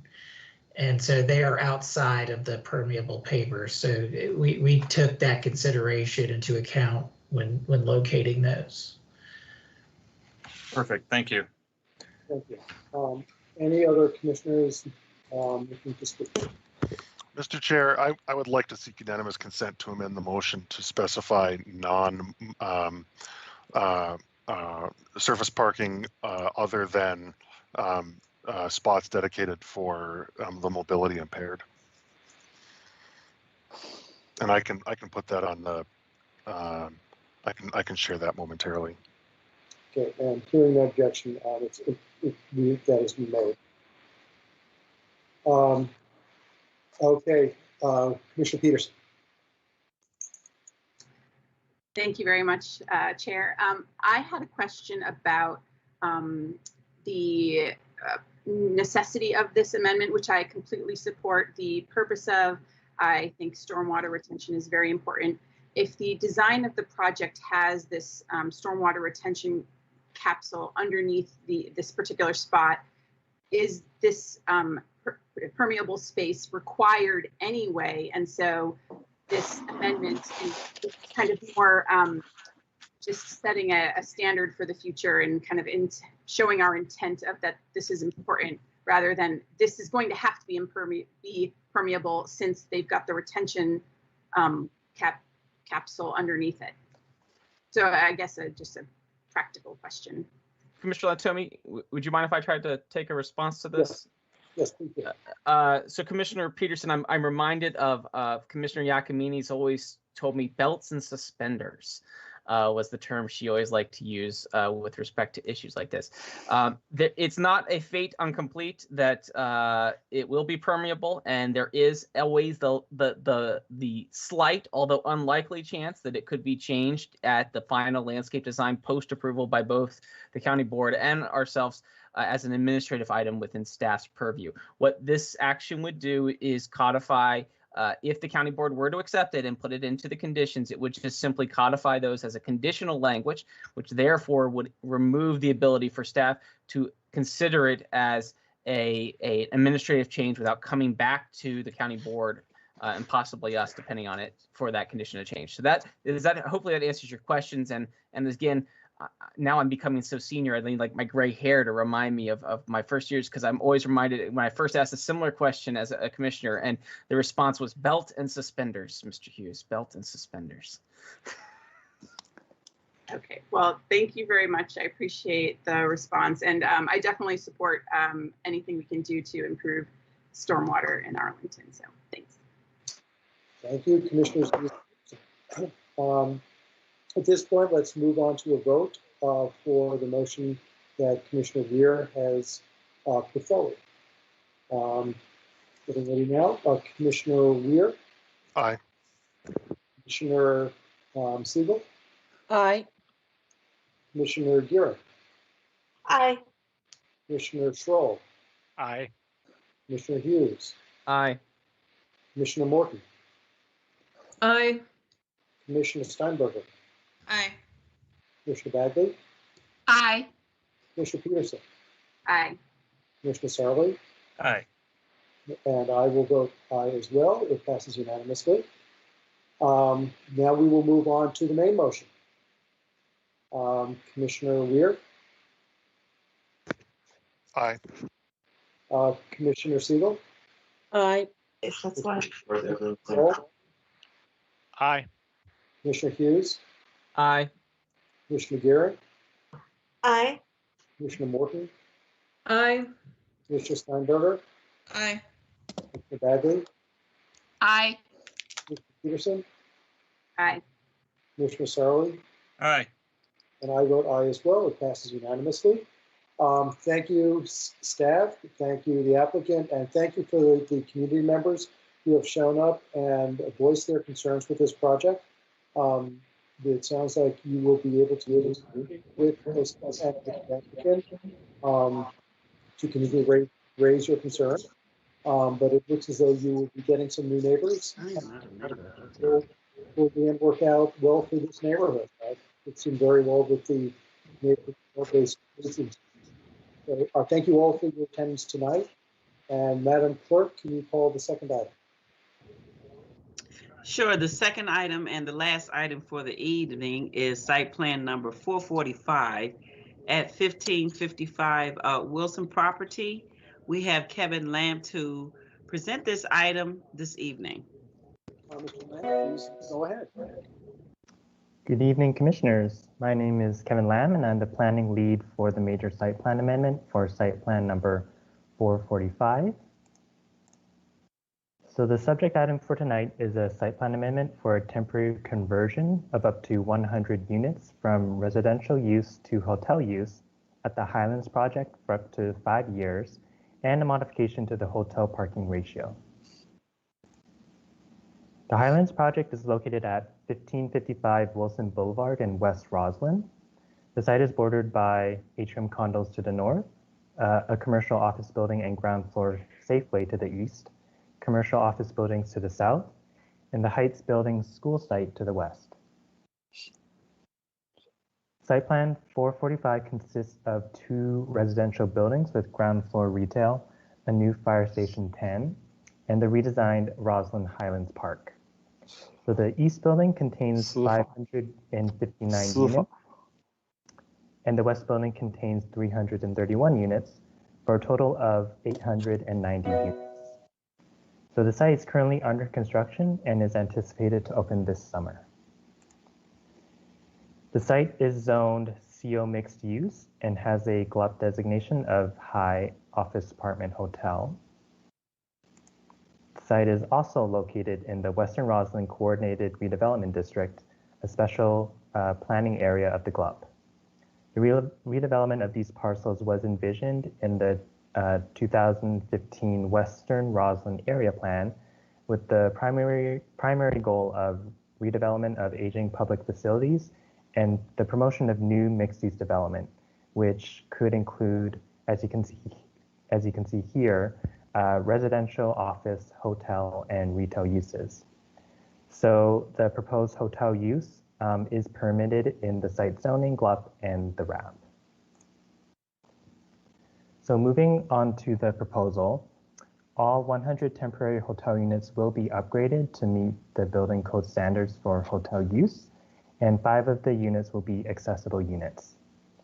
The temporary hotel use will also allow for faster occupancy within the building and contribute toward activating the entire development site and neighborhood amenities while the residential units lease up. Upon termination of the hotel use, the units will be converted back to residential use. The applicant is also seeking a reduced hotel parking ratio from the required 0.7 to 0.5 spaces per hotel unit. The applicant anticipates most guests will not travel using their personal vehicles, but rather use alternative means of transportation such as public transit and rideshare services. The applicant also intends to use 50 of the 160 unassigned flexible use parking spaces for the hotel parking. So these flexible use parking spaces were included in the original site plan approval as excess parking that could be relocated or removed at a later date, depending on the final site design needs. So as a result, the request will not result in the loss of any existing residential, retail, fire station, or school parking spaces. Staff believe the reduced hotel parking ratio is appropriate, given the site's high-density mixed-use location in Roslyn, its proximity to the metro station and numerous bus routes, on-street bicycle routes, and nearby pedestrian infrastructure. So lastly, the applicant is requesting a term of temporary conversion for up to 7 years. This brings up an issue identified during our staff review, as staff recommends a term for temporary conversion for a period of up to 5 years. A 5-year term is consistent with past temporary hotel conversion approvals, still allows for faster occupancy during initial lease-up, and also better aligns with the spirit of what constitutes a temporary use. So as you can see here, the longest term for temporary conversion was 5 years, recently done with the Ames Center. The other 4 approvals were for Y hotel conversions, which you might remember, and all of these had a term of up to 2 years. So in conclusion, staff recommend to adopt the ordinance to approve the site plan amendment. We are recommending for 5 years and a modification to the hotel parking ratio, subject to all previously approved conditions and amended conditions numbers 19, 24, 32, 41, and new condition number 64. So with that, I'll pass it off to the applicant to provide a bit more context into their proposal. Thank you, Mr. Lamb.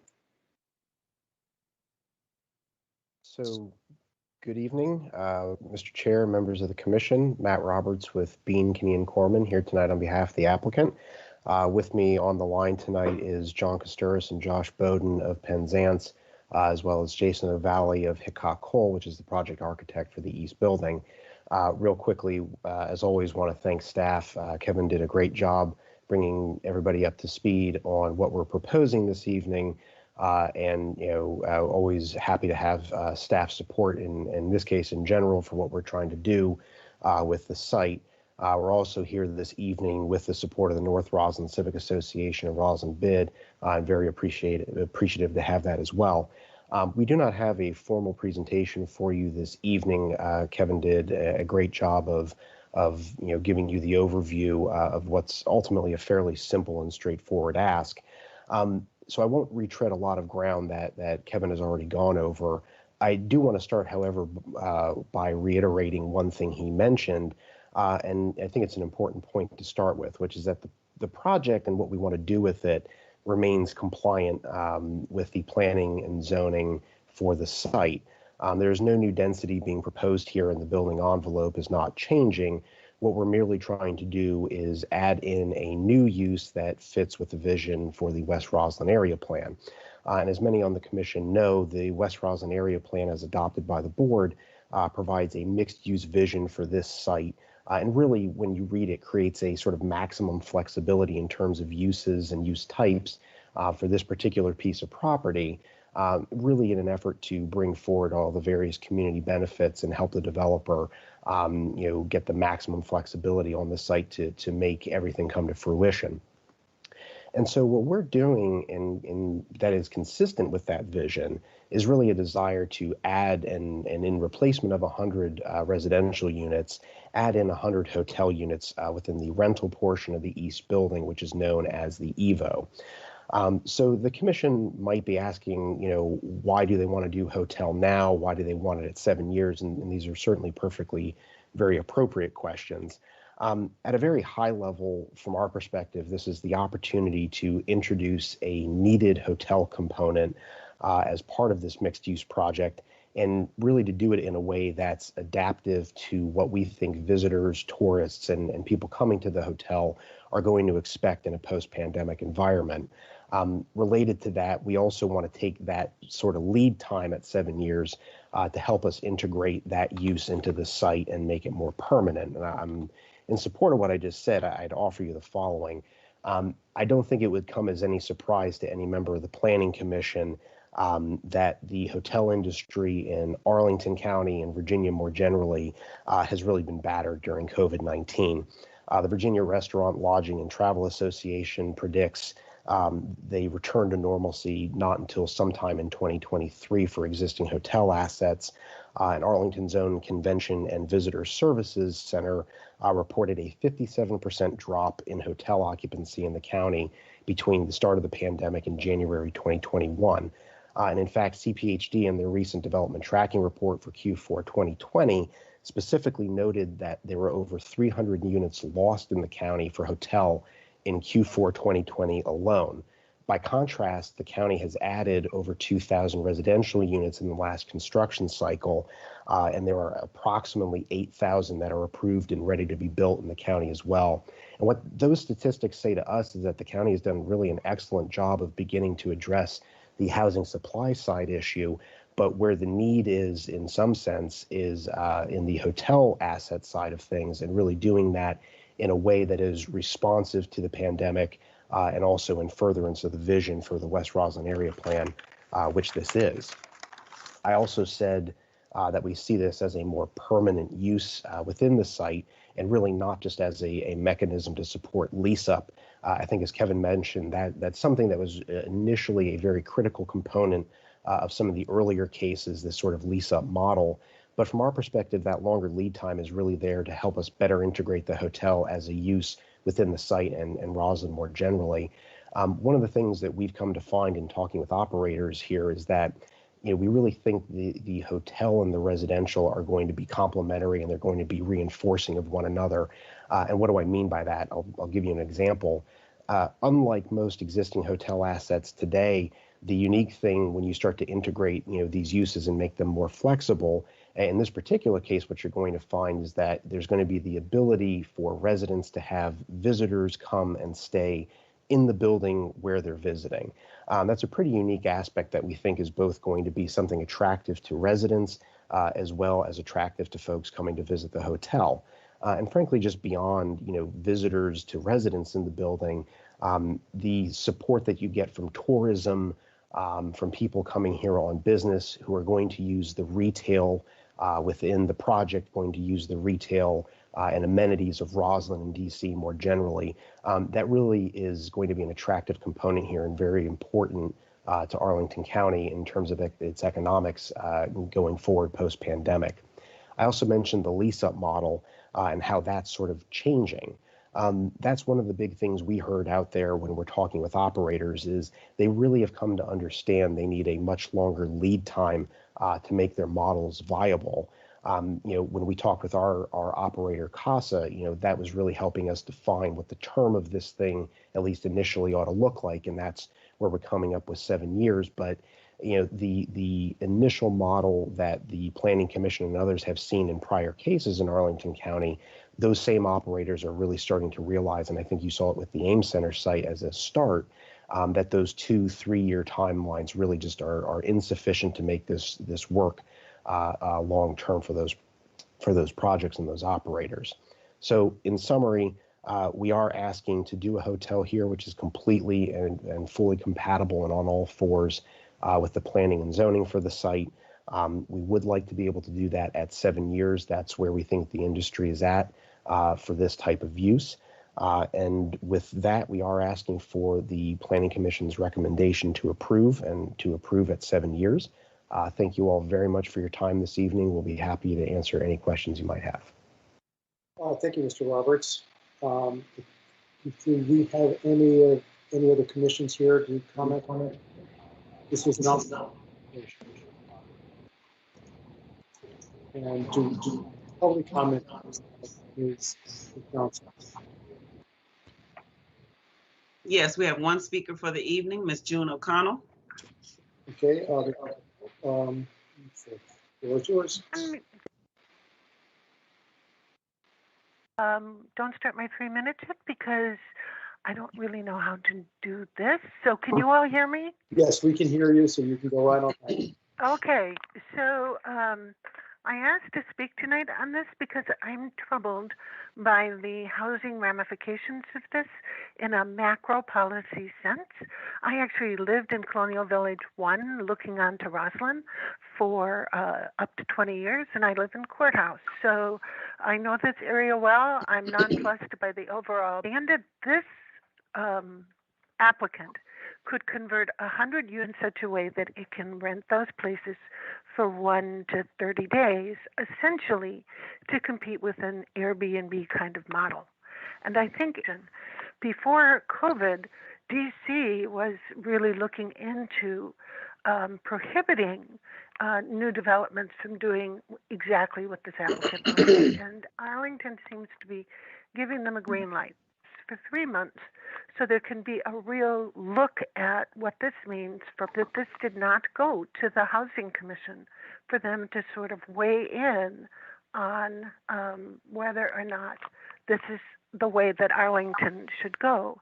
I'm intrigued by Mr. Roberts pointing out that there's been a loss of hotel rooms, but I believe that losing Hotel 50, the Highlander, and the Americana were low cost, and that they are not replacing it with higher cost. And I'm troubled also by the suggestion that this hotel use will facilitate occupancy. Maybe that's true in Crystal City, but I don't. The only thing I guess I can get to in this short time, there's no shortage of hotel rooms here. The highest in July was. That is correct. Thank you. You can now. This is now. We don't have a PC report for this, so it is now with the commission. Do you have any questions for staff or the applicant? Commissioner Weir. Thank you, Mr. Chair. A question for two versions of a similar question, one for the applicant, one for staff. For the applicant,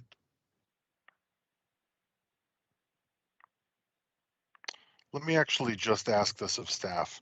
I'm going to scale this back. Just a question is, except for the most recent one, which is 5, what was the rationale? Could you please remind us of the rationale for it to 5 for the most recent one? And is 5 the new normal going forward, or is it sort of a range between up to 2 and 5? That's kind of the precedent at this time. Anything further or greater than 5 years, for instance, 7 years, I guess if that is approved, staff. Mr. Schreiber, you want to jump in here? Sure. Thank you, commissioners. How that's similar to what's being proposed here by Penzance at the Highlands is that in each of those instances, those were earlier requests of those projects before they had even finished construction and before they started leasing.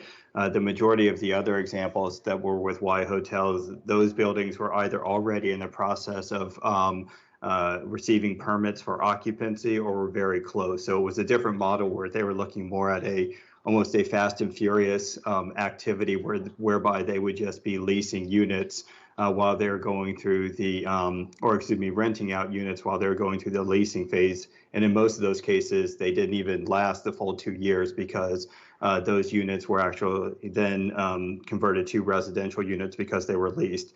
With the AIM Center project, and here again with the Penzance, they're making this decision well in advance, saying that they want to make a larger investment in those to operate those more as hotel units rather than just trying to find a short-term gap in between that initial occupancy phase and when they become full or longer-term residential units. So I think that's why we were comfortable with the 5-year recommendation with the AIM Center. And again, while staff is supportive of the 5-year recommendation on the Penzance, we just think that any term longer than that is a little bit more akin to a permanent use, which is not a bad thing here. But since we do ultimately want to see this revert back to the residential use, that's why we were more comfortable with the 5 years rather than the 7. But again, I think that's why we were able to make that differentiation between the Y Hotel model of the 2-year period and what's being requested here and was done at the Snell at a 5-year period. So hopefully that helps expand a little bit further in addressing Mr. Weir's question. Thank you, Mr. Schreiber. Commissioner Schroll, you had your hand up next, followed by Commissioner Seifel. Thank you, Mr. Chairman. Following up on this kind of line of discussion, Mr. Lamb, in the staff report, the staff report notes that additional review would be necessary if it did exceed 5 years. I'm wondering if you could speak to what additional work staff would go through, what additional analysis staff would undertake for that additional period. Go ahead, Mr. Lim. Definitely. I think what I meant by that was anything longer than 5 years, we kind of view it as a longer term or even more permanent use. In that case, the units wouldn't, if it's more permanent, the units would not be reverted back to residential. And if they are kind of a more permanent hotel use, we would want to have additional review kind of beyond what we have done, knowing that it is a temporary use. Right, but I'm just wondering kind of what specifically you would analyze that you have yet to analyze. Would you be looking more at the lower parking ratio? Would you be looking at, site access, kind of what existing approvals for the Penzance project would staff, re-review, or that in this instance? Yeah, I guess at this point, I'm not too sure, but it would reframe kind of our review of this because it isn't more of a temporary use. So our review, I don't know if I can answer the specifics on exactly what else we would review, but I think the review would be different if it was longer than 5 years as a longer term use. Mr. Schreiber, so I don't know if Mr. Chairman, if it's okay to go, Mr. Schreiber looks his hands up. Sure, just to help, just to further explain what Mr. Lamb already stated is, Mr. Sherrill, I believe you're correct. When we look at a hotel project versus a residential project, one of the biggest issues there is parking. And so in this case, what they're able to do is convert the units and have a minor impact on parking. It has a much lower parking requirement. This site already has some additional parking for some oversupply on the retail. And so you'd have that. And so you'd probably be saying, well, what are we going to do with this excess parking? You'd be looking at maybe some of the points of access and how those are differentiated between, the residential and the hotel, maybe even access to amenities. And I think, it's a good question for the applicant as well. I mean, the way they've explained it to us is one of the positive benefits of this is that during these 5 years or the 7 years as they've requested, those hotel patrons would have similar access to building amenities, and so would still look and function like one, cohesive building. However, on a permanent basis, you'd probably be looking at some further segregation of the uses and different points of access and things of that nature. How that impacts the public realm, I don't think that necessarily here would have a significant impact on the open space or the streets, but those are just the type of things that we would evaluate in terms of how those are able to work cohesively in this building. Thank you, Mr. Schreiber, Mr. Lamb. In closing, if applicants are going to be coming forward more consistently and asking for more like 7 years, kind of to our public speaker, Ms. O'Connell's comments this evening, I do think it might be helpful at some point to have some information from staff just on what they think that might look like for these projects going forward, if it's not really in the realm of 2 years anymore, and if it gets out of this temporary use and a more semi-permanent use. I think it might be helpful to get some insight from our professional staff of what that might mean going forward. So thank you to staff. Mr. Chairman, I yield back. Thank you, Commissioner Schroll. Commissioner Siegel, you're next. Thank you, Mr. Chairman. I liked Commissioner Schroll's thinking on this and line of inquiry. So to further that, I would suggest that Mr. McCauley or Arlington Economic Development could provide a piece of a framework, information for a framework, thinking about hotel use in general and whether we could be seeing a trend toward mixing uses, which is theoretically appropriate here, but there are a lot of considerations that go with that. There was, as I recall, when we approved these 2 buildings, there were issues about parking because of the school, and those would not necessarily trouble me if we were doing a sort of Y hotel-esque, but we're not. So I think I'm a little concerned about the 5 years because I'm not hearing from the applicant that the purpose of this is a temporary use until they lease up. Unless I could have misread what the applicant was saying. So I would just ask for a clarification on that. This is a temporary use and not a sort of trial balloon for creating more hotel space, which may or may not be a good thing. But I think as some of my fellow commissioners, Mr. Schroll and others point out, we just don't know enough. If the intention is to lease up for apartments, then 2 years seems right. And in fact, in the past, as I recall, for the Barclay, and there's a building, I think, in Boston that did the Y Hotel, that went pretty quickly. And I think at the Barclay, there is no more hotel use there, if I'm not mistaken. it's up to 100 units out of how, and that's my second part of my question. Really, where are you going with this to the applicant? And how many total units are there in the East Building and in the total complex of those two buildings? If you could just respond to that. Sure. I'm going to ask John Kosturis or Josh Bowden to provide the final numbers that showed on our civil engineering plan. And post that, I'd like to make a comment, just sort of relative to those numbers. Well, good evening, commissioners. Thank you for the opportunity to speak. It's good to see some familiar faces and some new faces. We're definitely excited to be here talking with you. Regarding the total apartment unit count, there's roughly 786 apartments. So we're asking for roughly 13%. So not an overall meaningful statistical proportion. And then on top of that, there are 104 condos. So rounding that out to a total of, 880 units. Regarding the type of use, this space is evolving very quickly, and I'm sure you've seen it in the projects that have come before you for review and consideration. I think we could all attest that 10 years ago, when you looked at what was considered commercial, what was considered retail, what was considered residential, what was considered hospitality, there were really bright and clear lines.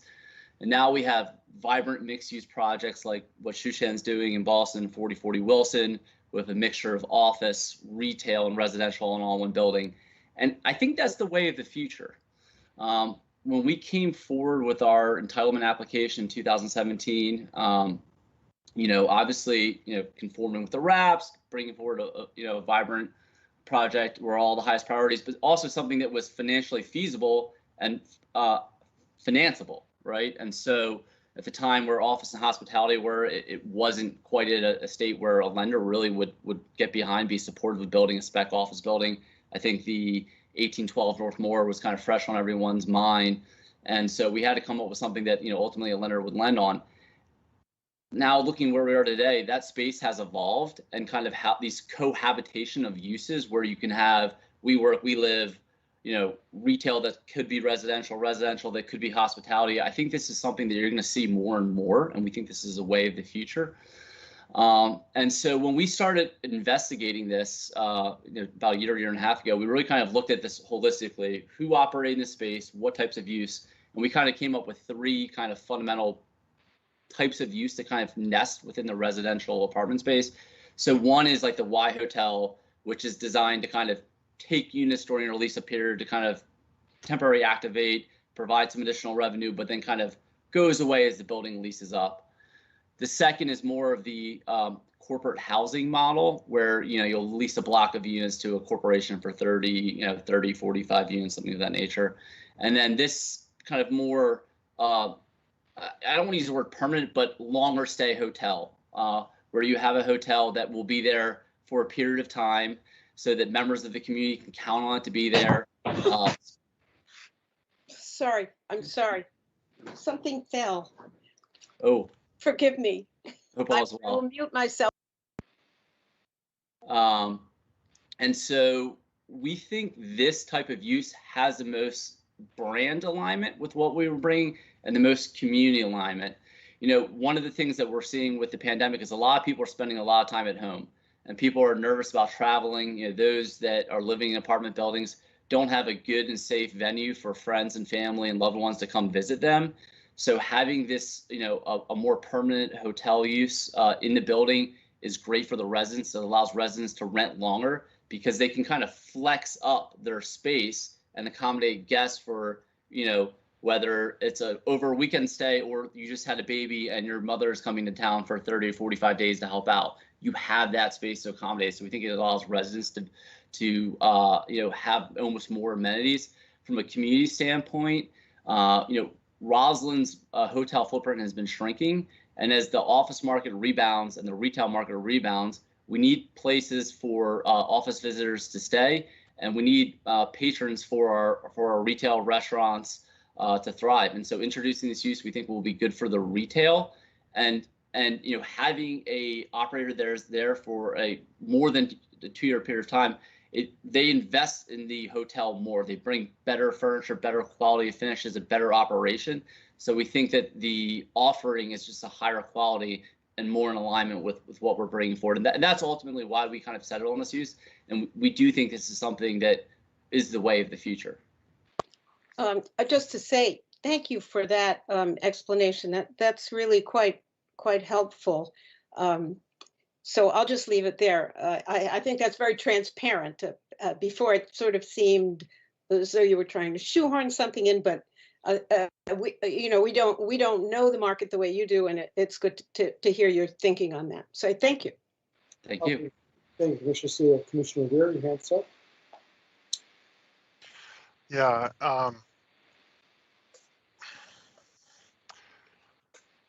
This is a question I have two questions. My first is a question for Mr. Schreiber, although maybe Ms. Smith wants to weigh in too if you're on.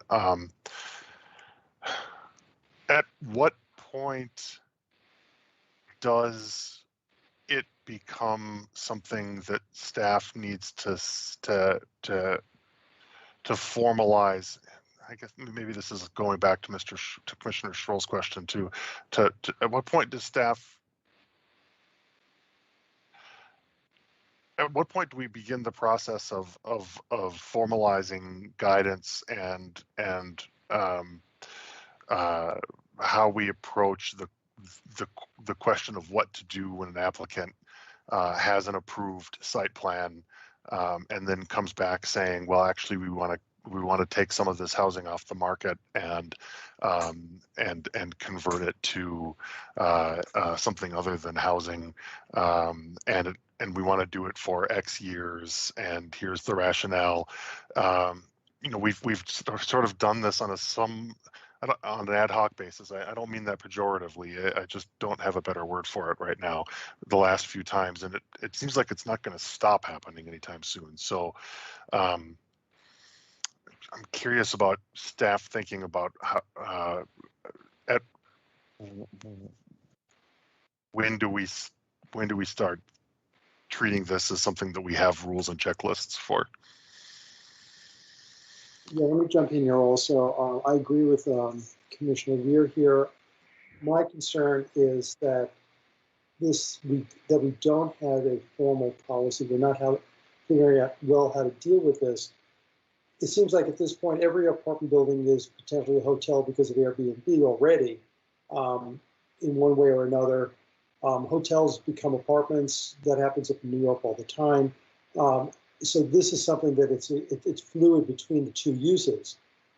But we also have a need for housing in this county. We have a housing plan that is really, we put that deliberately because we have an affordable housing crisis, and the root of that is we don't have enough housing. Don't have enough housing, prices go up. And that's at every point in the market. The more units you add, the less price pressure there is. We have this now with Ames going off the market for 5 years, a number of units. Here, another 100 units go off potentially for as much as 7 is being asked for a use that was not contemplated when we were going through the site plan process. So we have all of a sudden a change from what we had assumed going through our processes. We also have, not before us, before the county, Ditmar asking for a number of its buildings to have, and these are existing buildings, these aren't new lease-ups, to have significant numbers of units be pulled off the market and turned into hotels. I think we really need to look at what is the overall impact going to be on our housing market and the affordability of our housing market. And I'm getting better understanding of the business reasons to go ahead and do this. They certainly do seem to be valid. But at the same time, we do have an affordability and a housing crisis in this county, in this region as a whole. And I think we need to be looking at that much more deeply. Again, I'll stop my rant right now, but I think this is something I'm going to be raising this at our next planning commission meeting, because I will want staff to be reporting to us on where they're going with the Ditmar request, because that goes yet even further than the request that's being asked for by Penzance. even though it is not formally before us for a recommendation. Let me move on to Commissioner Morton, then Commissioner Bagley, then Commissioner Hughes. Thank you, Chair Lantelmi. I'll just quickly associate myself with your encouraging large projects to come into our county because they're providing house use brings to the community as well. But I just want to associate myself. And Commissioner Ware's comments. The reality is our rental market right now is very flat. It has been very tough to rent. However, we don't know. No one has a crystal ball as to when that may or may not change. And we have most of the buildings that we see coming in with 2 years and then a review process where they could renew it for 2 years or however many more. I don't like to lock us into something where we don't really have a standing policy and this one is this many and this one is that many and they're asking for 7. I don't have a crystal ball on the real estate industry, but I just think we need to have a lot more consistency here. And sadly, most of these projects that are coming in are largely unaffordable for most people anyway. If we're trying to find the missing middle and trying to put more affordable housing, a lot of these rentals are not considered affordable to begin with. So we just need a little bit more guidance here. Thank you. Commissioner Hughes, then Commissioner Steinberger. The prior comments from the chair and from Commissioner Weir of needing to have a broader policy consideration at this point in time. These ad hoc requests keep coming forth and we sort of have the same discussion every time. This is not the first time we're having the discussion about, well, what can we be doing? We have a housing crisis. Why aren't we using a policy to address the housing crisis? And we've raised that with different applicants. And I think that we need to have a policy document. We need to have a formalized plan that will allow us to say, permit just as the bureaucratic equivalent of banging our heads against the wall. That's not to say the applicant on this occasion has done kind of everything right. There is no policy at this point in time yet, so there's nothing for them to live by. This is more a commentary for staff and really for, I would hope, the board to understand that this is where we as a body, as Planning Commission, intends to go, because we're hearing from multiple commissioners, we've heard it over multiple projects, and we need to get there. And whatever it takes to get us there and to put the resources to get us there, that's the path we need to take. Thank you. Thank you, Commissioner Steinberger. Commissioner Weir. I have another question, but I'm going to defer to Commissioner Hughes. Commissioner Hughes, do you have something you want to say now? Sorry, thank you, Commissioner Lantomi. Sorry about the technical difficulties there. I'm going to go a step further. I don't intend to support the motion this evening, neither at 5 years, 7 years. I would be amenable to a 2-year motion if it was to support the lease up of the building, which I understand could be a troubling at the obscene rents that are being charged inside the building. I see this, Commissioner Lantomi, I think you said it best, it's at all levels of the affordability scale. Even the most, well-heeled amongst us, the more housing we build, the more you make and push down the total rent function. If this unit were to be moved to an entire hotel building, I might very well be able to support that.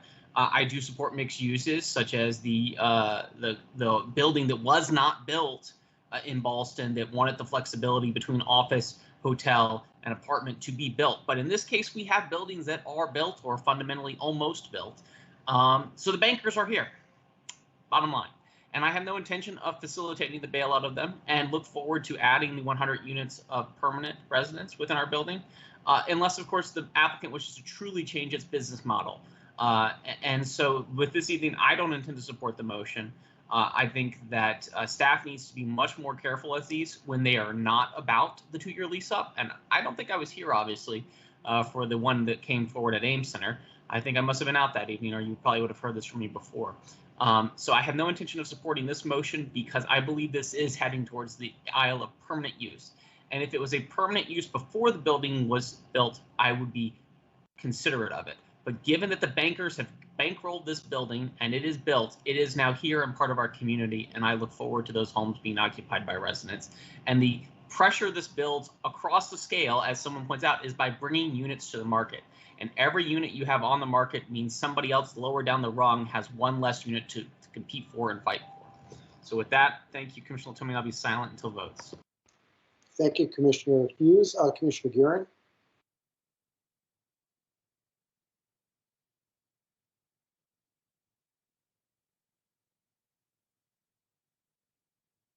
Thank you, Mr. Chair.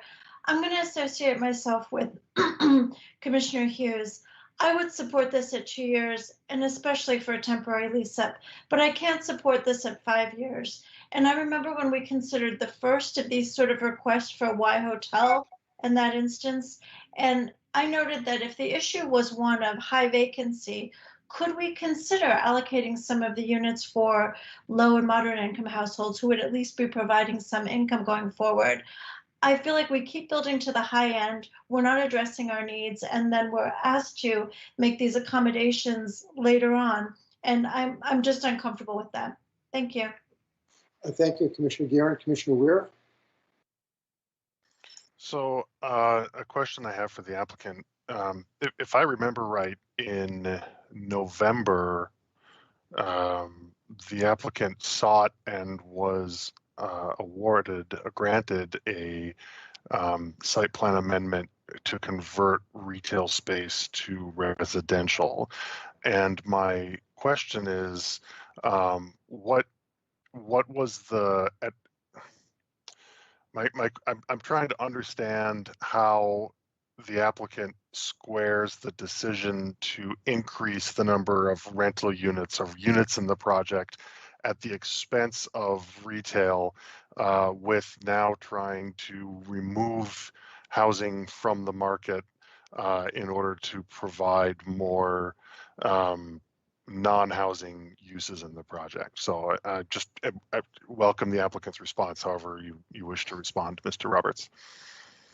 I would actually like to respond to that. So thank you. Thank you for the question. And we're again 100% transparent, so we'll be candid with what happened.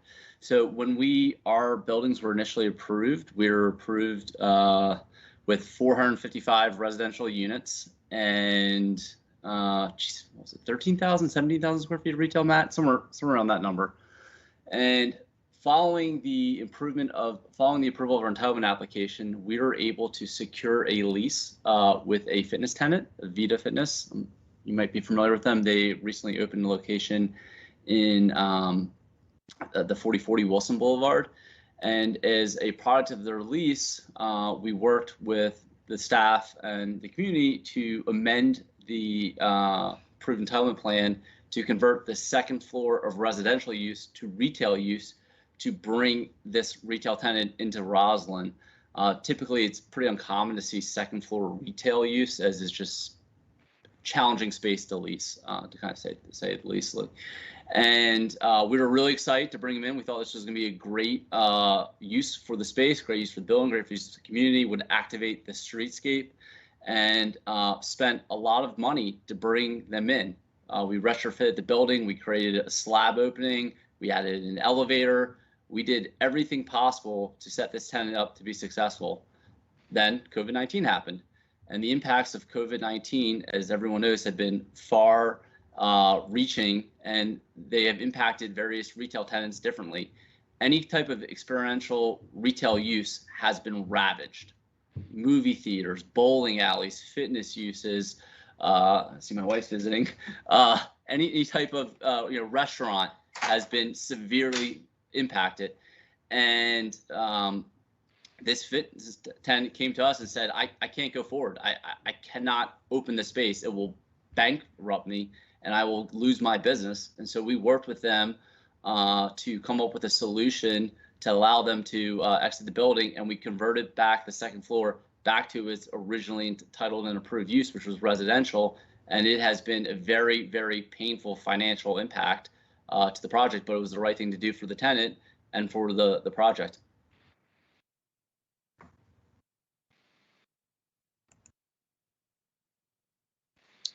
Actually, I have a question for staff. Commissioner Hughes raised something, which is, how did Ames get a 5-year hotel use. I don't remember that coming up when we reviewed the site plan a few months ago. I don't remember that ever being mentioned at any of the SPRCs or Planning Commission. When did that come into the mix? And why didn't we see it?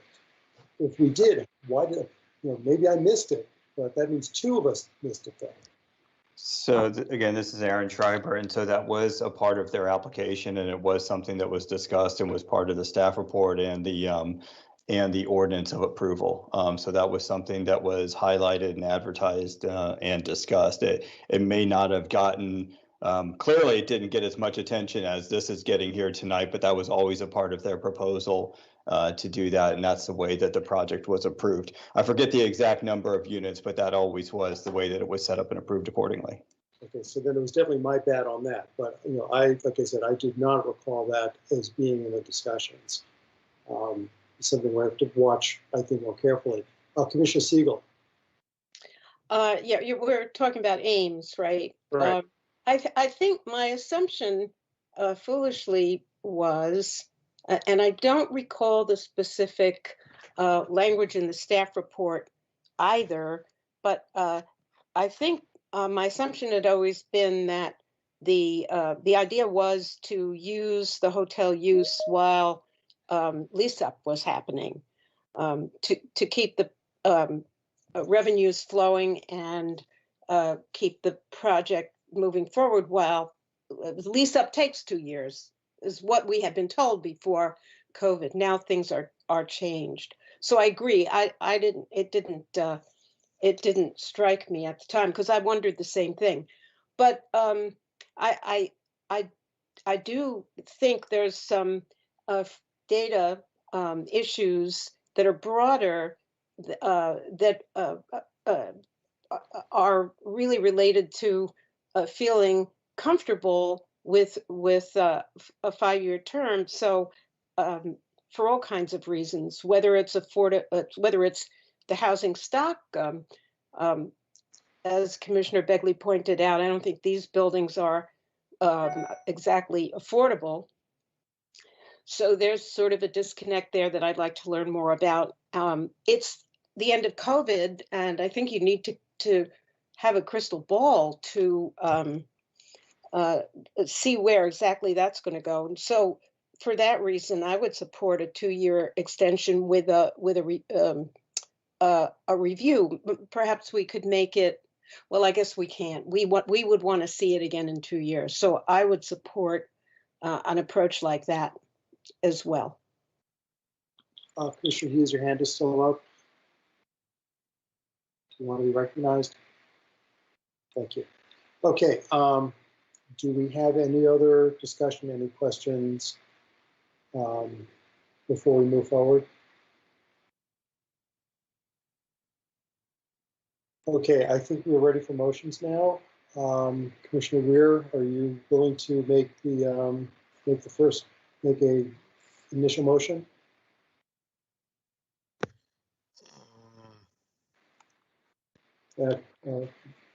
Yeah, we got to get something on the floor. So I will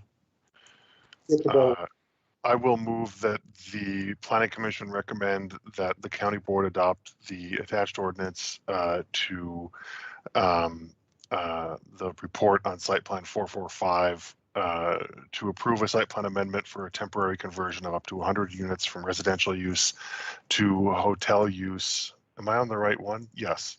At the Highlands for up to 5 years, and a modification to the hotel parking ratio subject to all previously approved conditions, amended conditions numbers 19, 24, 32, 41, and new condition number 64.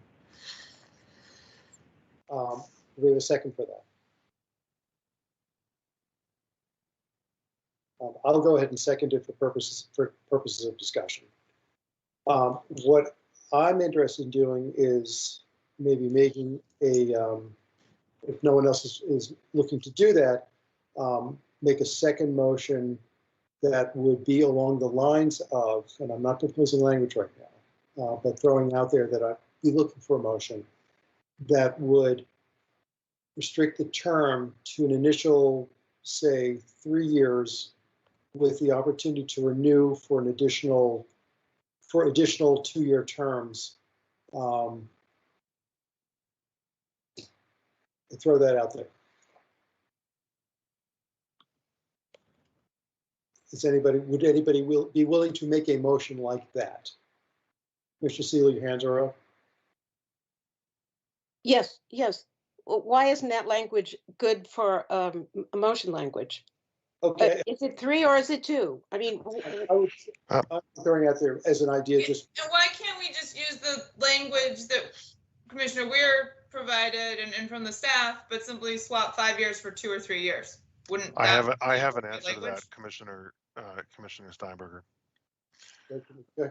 It's because if that amendment were to pass, I would be in the awkward position of opposing an amended motion that I moved the amendment for. I don't think that there is a number that I find acceptable here. so you plan to vote against the motion? Yes. Okay. So should we just vote on this motion, have it potentially fail, and then go again? We can do that.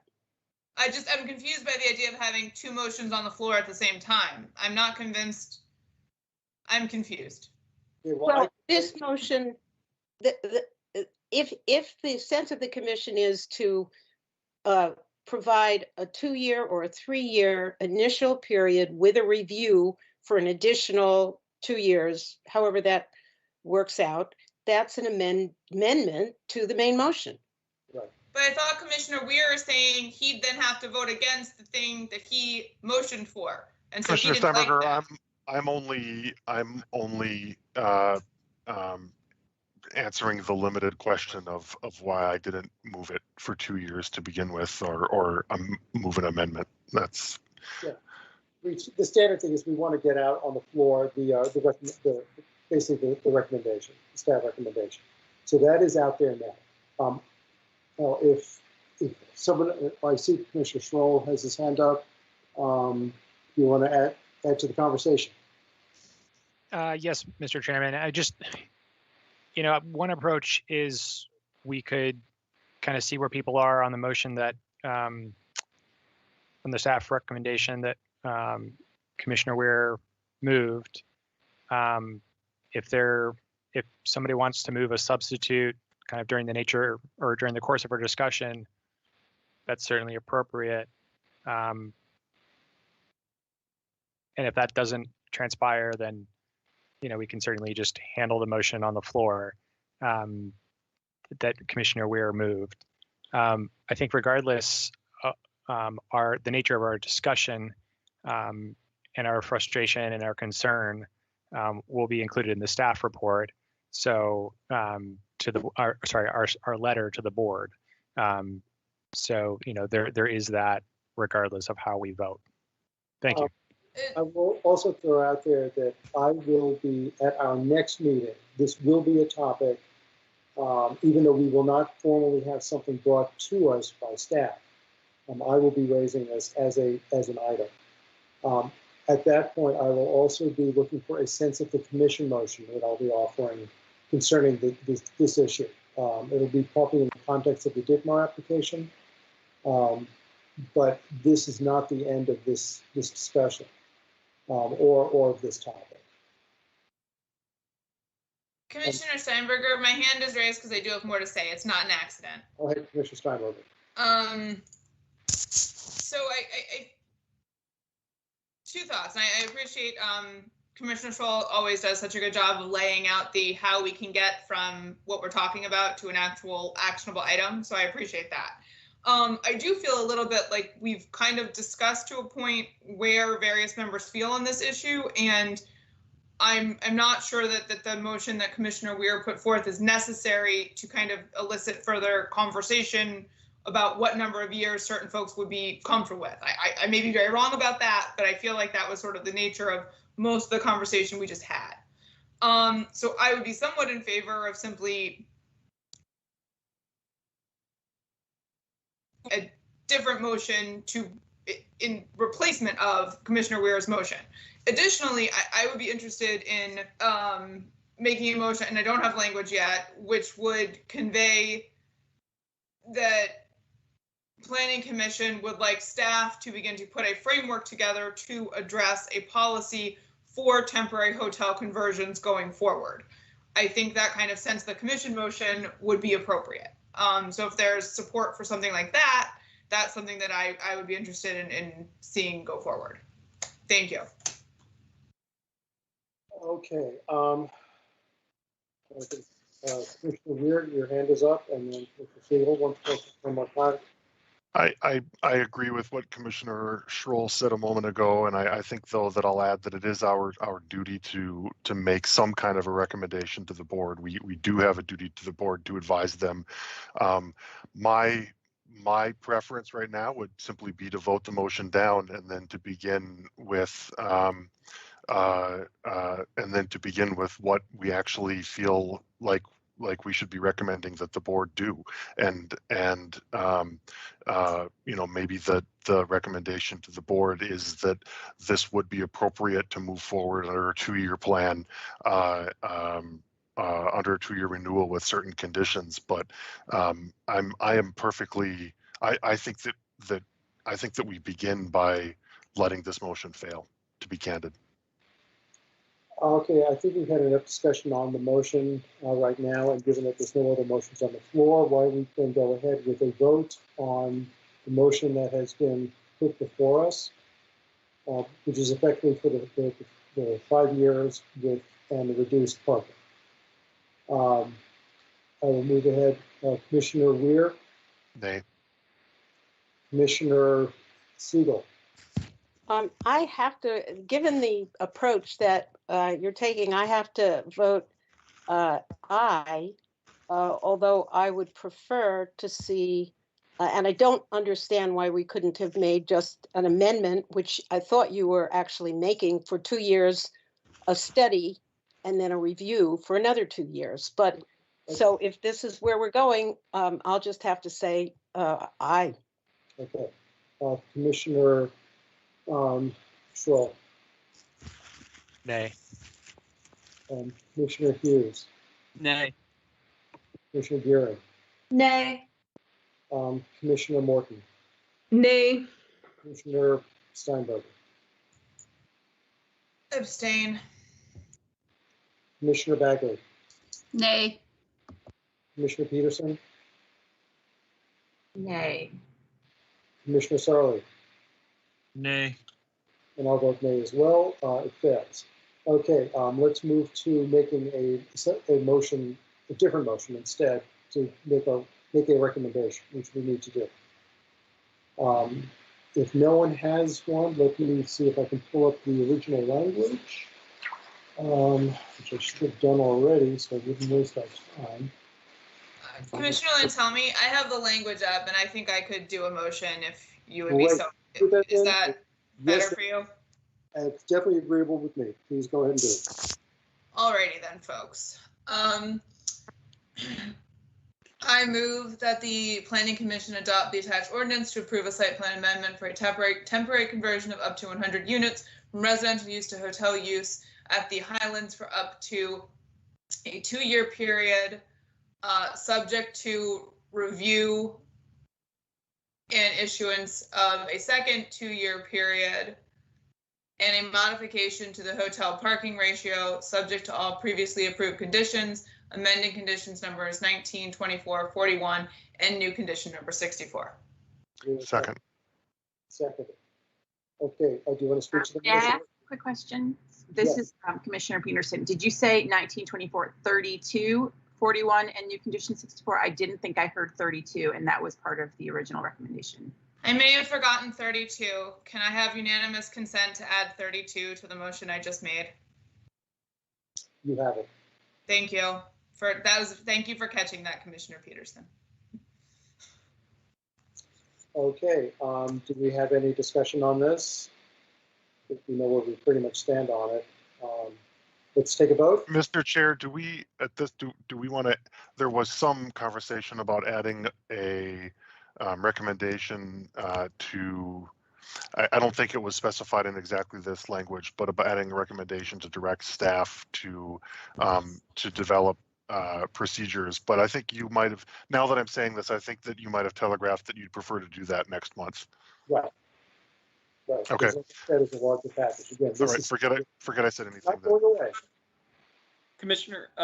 Yes, Commissioner Hughes. Commissioner Steinberger, would you mind, and I do apologize, rereading your motion real quick for me? I apologize. Sure, it may sound a little different because A, it's going to have 32 in it now, and B, I didn't write down what I said. I move that the Planning Commission adopt the attached ordinance to approve a site plan amendment for a temporary conversion of up to 100 units from residential use to hotel use at the Highlands for up to 2 years, subject to a review at that time for a second 2-year period, and a modification to the hotel parking ratio, subject to all previously approved conditions, amending conditions numbers 19, 24, 32, 41, and new condition 64. Thank you, Commissioner Steinberger. I just want to make sure I heard the renewal period. I don't think it's worth trying to get me on board because that's sometimes a futile effort. But I don't intend to support the motion with the renewal period in it because it still fundamentally is about pushing the aspect out and not going to the real intent, which I believe is providing housing. And so I'm therefore, without the the intention being the lease up, I don't have any desire to support it once a building has been built, which is the case here. Can I speak to my motion? Yes, you may. The reason, and I debated that because I understand, and typically we've had the 2-year periods, and that's been for the lease up. I felt a renewal period was appropriate in this context because to me, COVID is compelling that we don't know what exactly is going to happen. And I think it may take significantly longer than 2 years to have a lease up period for this building. And not just this building, but other buildings. So I think that having a renewal period makes sense given the time that we're in. And that's why I included it. I too support that, support the concept of renewal period. Commissioner Scholl. Thank you, Mr. Chairman. Just a quick question for staff about the other temporary hotel conversions that we've had that were for 2 years. Did they have the option of renewing those for an additional 2-year period? No, they did not. Okay. Thank you, Mr. Lamb. Okay, Commissioner Siegel, one last comment. No, I'm relatively okay with this, and I'll support it. I am glad that we will have an opportunity to express desire for more information, both on the market side and on the economics and marketing side, and also on the implications for housing in the county and for affordable housing, which I'm not sure of the connection, but that's exactly why we need the data. So I'm going to support this. Thank you, Commissioner Morton. Thank you. Just quickly, can you clarify, is it the option or the opportunity for a renewal period? Is that what you're getting at? I think you've just said and a renewal period. Opportunity for a renewal period. I'm not sure I appreciate a grammatical or otherwise distinction between opportunity and option. Subject to review, correct? Subject to review. That was the part I wanted to, the review was definitely stated. Thank you. Okay, and Commissioner Weir. I associate myself with Commissioner Hughes' comments, and I think that I would be opposing this, but for one fact, and that is that we have been told in the past that the lease up for a building like this can be up to 3 years. And so the only reason that I am comfortable supporting this is that the 2-year period is less than what we have been told is a typical lease up. And so I'm comfortable with units that are likely not to yet be leased being having the option of being income generating. But but I don't like it one bit. I don't like taking housing off the market. So for what it's worth. Okay, we will now move to a vote. For the new motion as made by Commissioner Steinberger, Commissioner Weir, Aye. Commissioner Siegel. It's Ms. Siegel. No, you're Commissioner. Aye. Commissioner Schroll. Aye. Commissioner Buren. Nay. Commissioner Hughes. Nay. Commissioner Morton. Aye. Commissioner Commissioner Steinberger. Aye. Commissioner Bagley. Aye. Commissioner Peterson. Aye. Commissioner Sarli. Aye. And I will vote aye as well. The motion passes. Thank you very much. This is a very gnarly issue, and it's not over. But I thank you for the discussion. I think this is good. I think I'm very pleased that we do have a recommendation to go forward to the board, as well as a very robust discussion. It is late, but fortunately not as late as Monday night. So that said, I think we have nothing further for this round of meetings. The next Planning Commission is, I believe, on May 3rd. Is there anything else I'm missing, Madam Clerk? Otherwise, I do want to thank quite a number of people to make this all happen. Certainly starting with Ms. Johnson, but also Mr. Wood for again thank you for your technical advice. We also have quite a number of other people here. Joanne Harrison, thank you very much for all your support on this. And Mr. Pfeiffer and Mr. Schreiber and Ms. Smith, thank you all for being able to provide further information, and for the various community members who've come out and stuck with us through the length of this. The applicants for definitely giving us light, at least as to understanding more of the context for this issue, which, as I said, has not been put to bed by any means. With that, I say thank you, and we're adjourned until May. Thank you, Jim. Thank you. Good night. Good night. Good night. Be well, everyone.